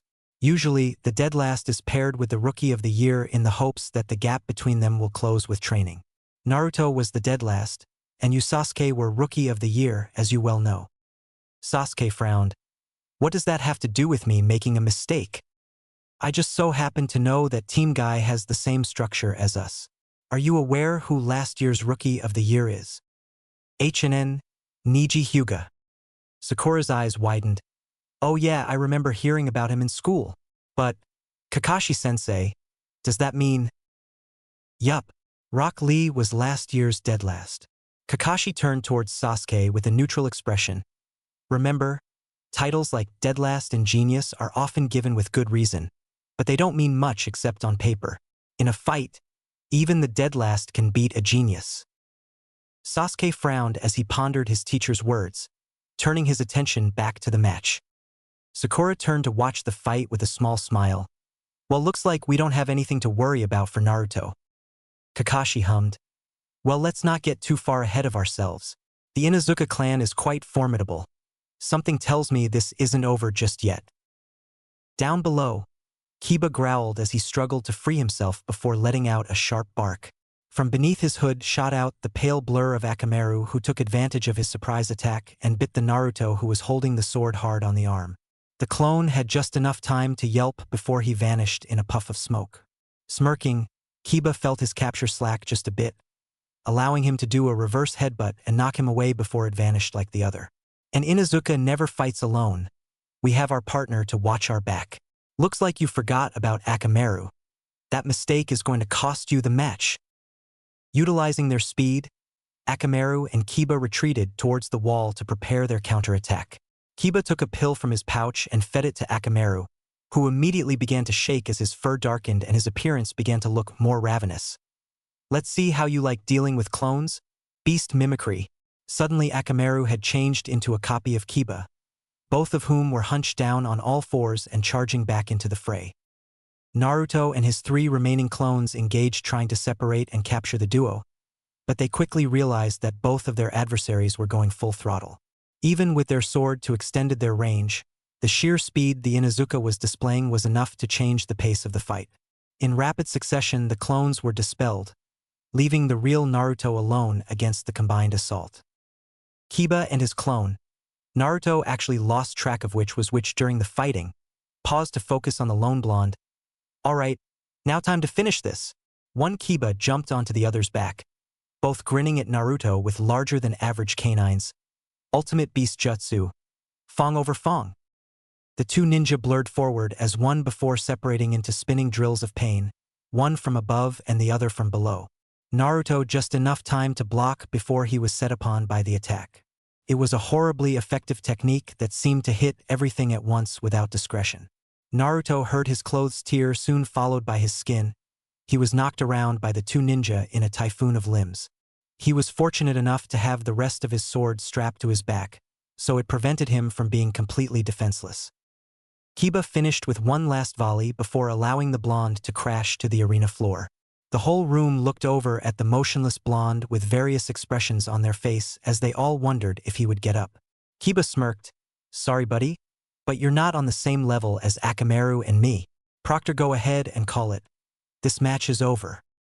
Sakura watched with a concerned expression as Naruto shifted on the ground. Turning to Kakashi, she voiced her concerns. Sensei, is Naruto still using those weights? Her teacher shook his head. No. He's had them off since the start of the exam. Kiba certainly has the speed advantage, but I wouldn't count Naruto out just yet. Sasuke smirked. The dobe has been hit harder than that in our trainings. It'll take more than that to keep him down. Kakashi raised a brow. Lots of confidence in your teammate. You sure he'll pull through? Yes. Really, and why is that? Sasuke's smirk was on full display. Because I have to get serious to fight the dobe. No way I hit lighter than Kiba. Quitting already? Dog breath? Naruto was struggling to his feet as he reached over and retrieved his sword hilt from the ground. Getting his feet under him, he reattached his sword to its full length before smirking at his friend. "I'm not done just yet, not by a long shot." Sakura caught the smug look on Sasuke's face and giggled before turning back to the fight. Kiba scratched his head. "Man, you're too stubborn for your own good.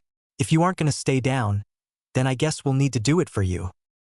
Naruto formed a single seal and began channeling chakra into the air around him. "If you think you can, then try it. The same tricks won't work on me twice. Believe it." In seconds, there was a light haze developing into a full-blown mist that began covering the room, limiting the field of and growing denser around Naruto. The Kibas rushed in. "No way, I'm letting you out of my sight." Spinning into his technique, the two rushed towards Naruto and dove on him, seeking to end the fight. Unfortunately for Kiba, Naruto vanished in a puff of smoke on contact.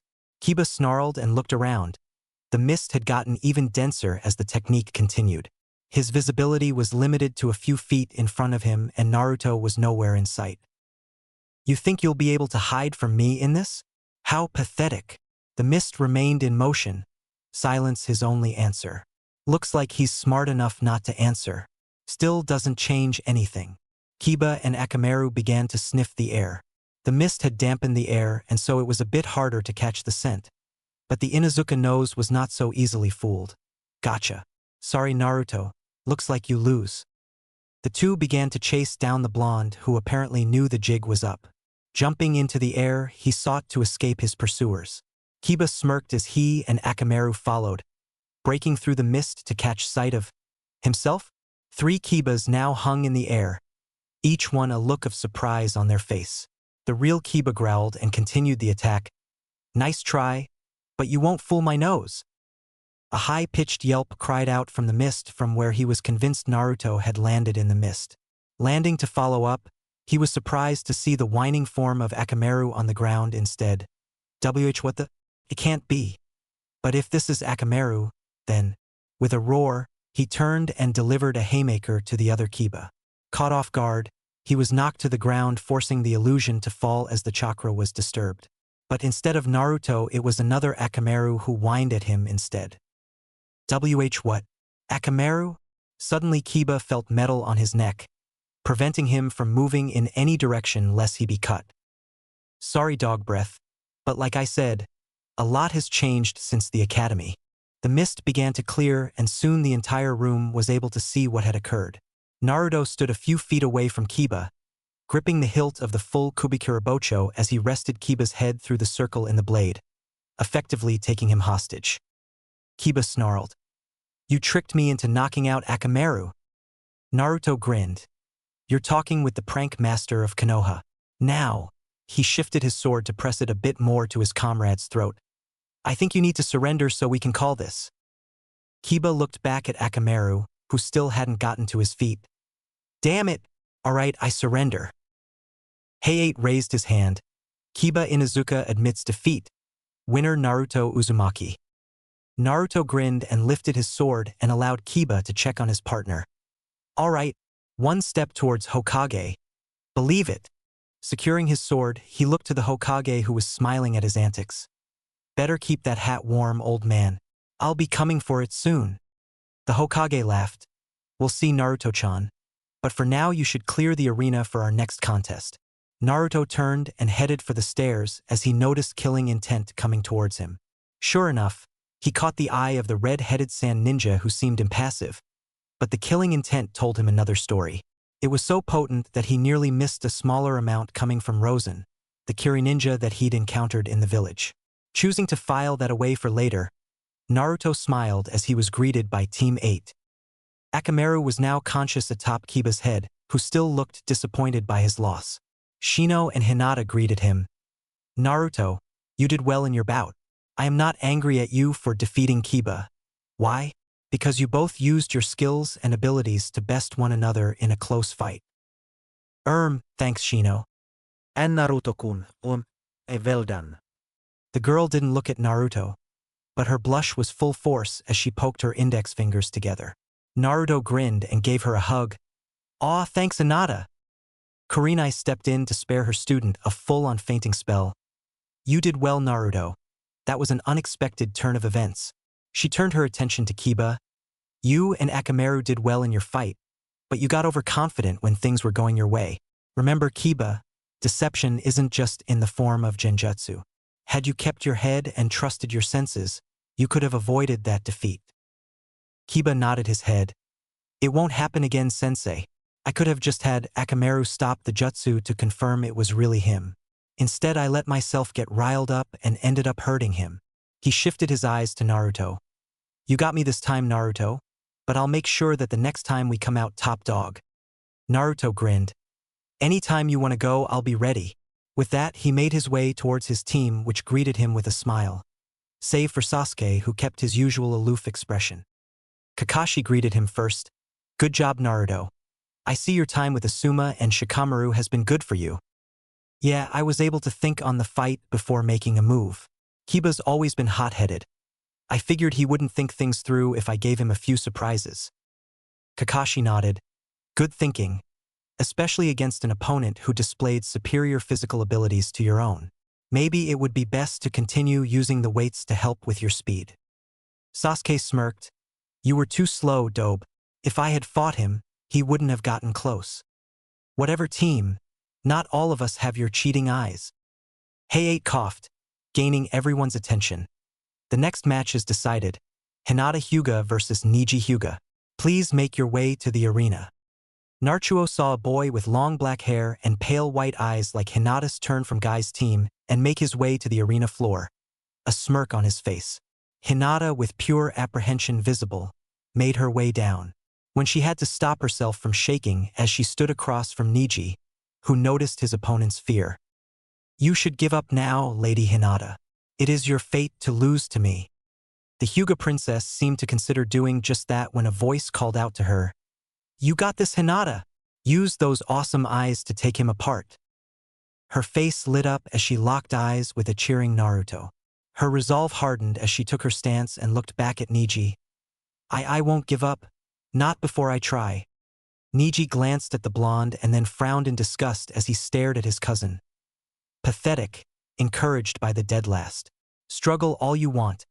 A loser will always be a loser. He set himself in a similar stance as Hey-8 began the match.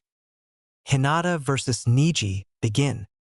The two stared at one another for a brief moment, before activating their bloodlines and rushing towards one another. What ensued was one of the strangest taijutsu battles that Naruto had ever witnessed. The two were going full throttle, wisps of chakra polluting the air as they tapped at one another with a few fingers, each one parrying the other before responding in kind. Naruto scrunched up his nose and turned towards his teacher. Kakashi-sensei, what kind of style are they using? Sakura groaned. Naruto, we talked about this in the academy all the time. That's the gentle fist style that the Hyuga clan is known for. They're using their bloodline to see the tenketsu points and close them so that their opponent won't be able to utilize their chakra properly. It can also be used to attack major organs which would kill their target. It's considered the strongest taijutsu in Konoha. Scratching the back of his head, he glanced back to the fight. Geez, they can do all that with a few fingers? Kakashi nodded. Yes, it is certainly something that you should approach with caution. Because they can do so much with so little movement, other nations have orders to strictly avoid engaging in taijutsu with them. Keep this in mind, one of you might have to fight the winner of this bout in the long run. The Hyuga continued their exchange, neither seemingly able to land a clean hit. Hinata jumped back, avoiding the last attempted strike by her cousin, who smirked. Have you realized how futile it is to continue, Lady Hinata? There is nothing you can throw at me that I won't be able to counter.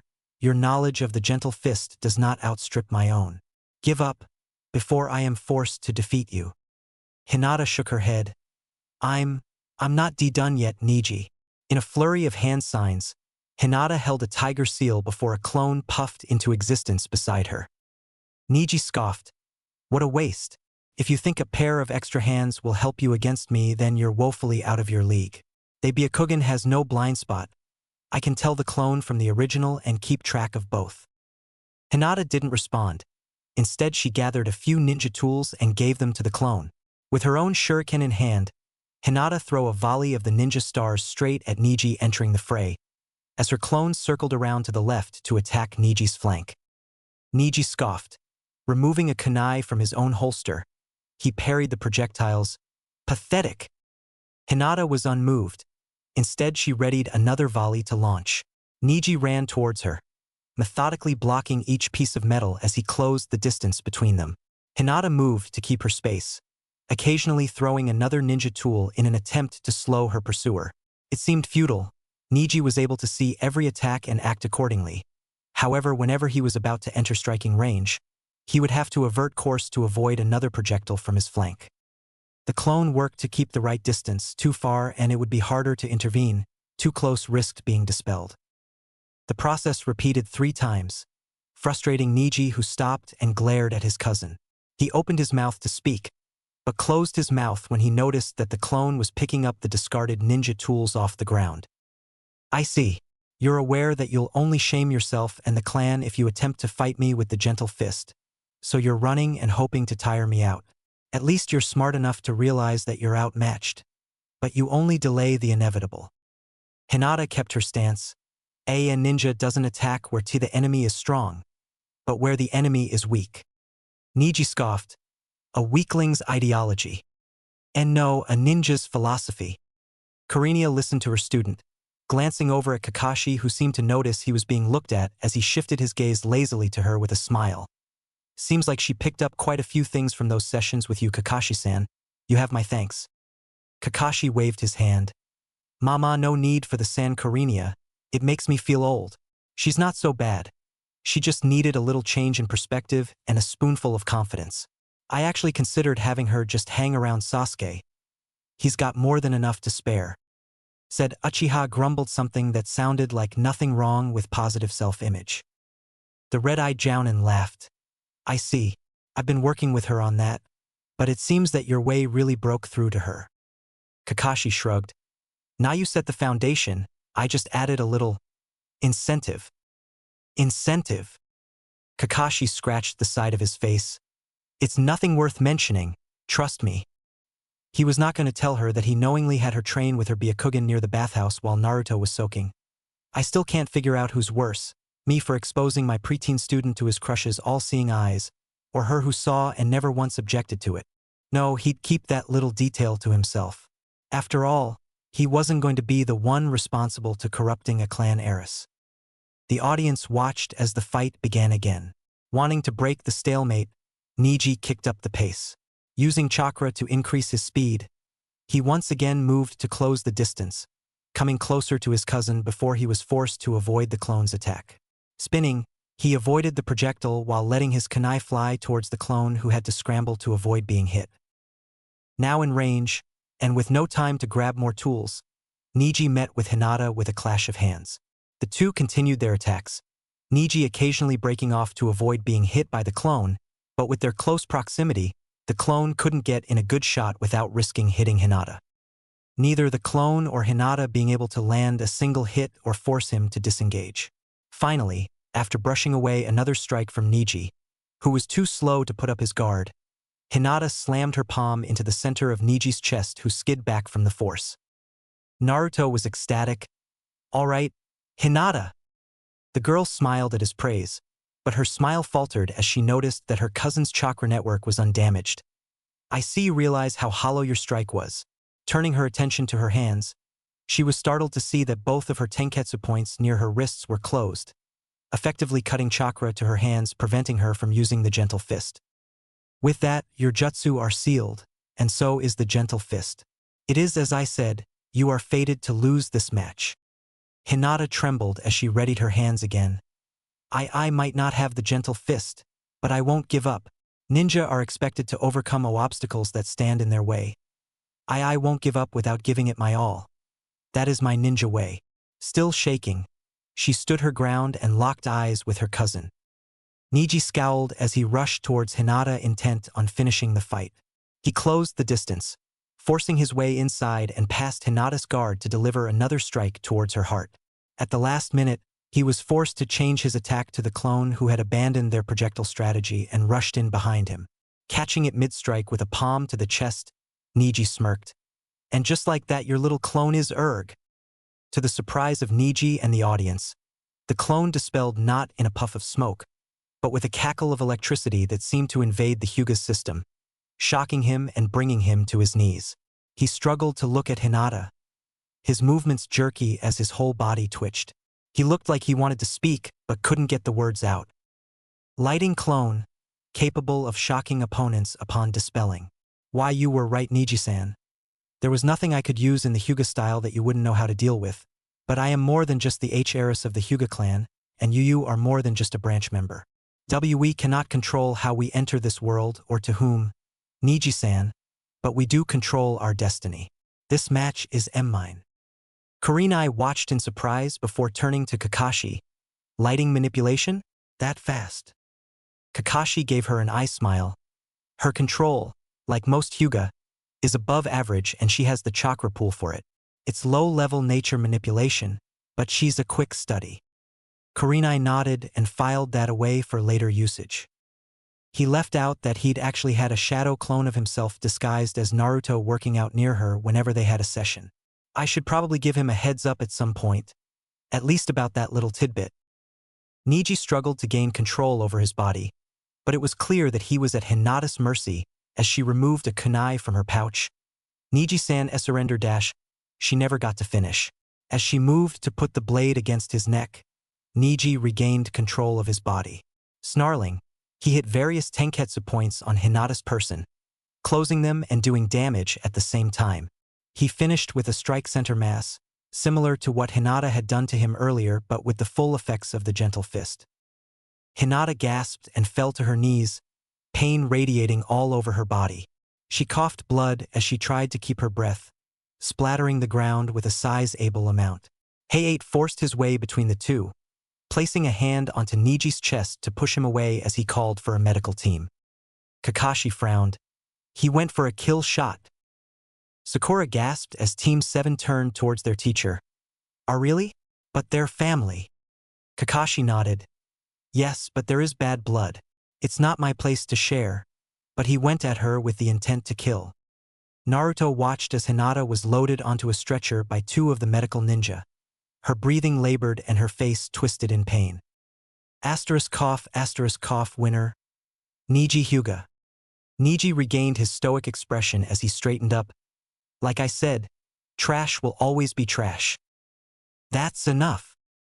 All eyes turned to Naruto, who had jumped down to the arena floor seething as he glared at Neji. Sakura was scandalized. Naruto, you baka, what are you doing? This was a match. You can't get mad at the results. Ignoring his teammate, the blonde decided to address Neji directly. I don't mind that she lost, or even that you two don't get along, but you didn't need to hurt her like that. You were trying to kill her. I hear you were the dead last of your class. Trash sticks together. And what would you know about it? I know that Hinata kicked your butt. She nearly had you and she was supposed to be trash. Now it was Neji's turn to glare. Close doesn't cut it. She hid behind tricks in an attempt to win, but it still wasn't enough. Fate already declared me the victor. Fate didn't have anything to do with you trying to kill her. I'll pay you back on her behalf. Neji raised a brow. Are you challenging me? Naruto didn't respond immediately. He reached down and dipped his hand in Hinata's blood, letting it cover his hand before he closed it into a fist. I'll defeat you and prove once and for all that it doesn't matter if you're dead last or rookie of the year. The outcome of a fight isn't chosen by titles or fate. It's a promise, and Uzumaki Naruto never breaks a promise. Believe it. Neji met his glare for a moment, before turning away wordlessly to make his way back to the viewing area. Naruto watched him go, smoldering in his agitation before Heiei brought him back to the present. Cough. Now that you're done being dramatic, can you clear the floor so that we can continue? Naruto turned towards the proctor and gave a sheepish smile. Hehe. Sorry about that. Do you have a towel? No.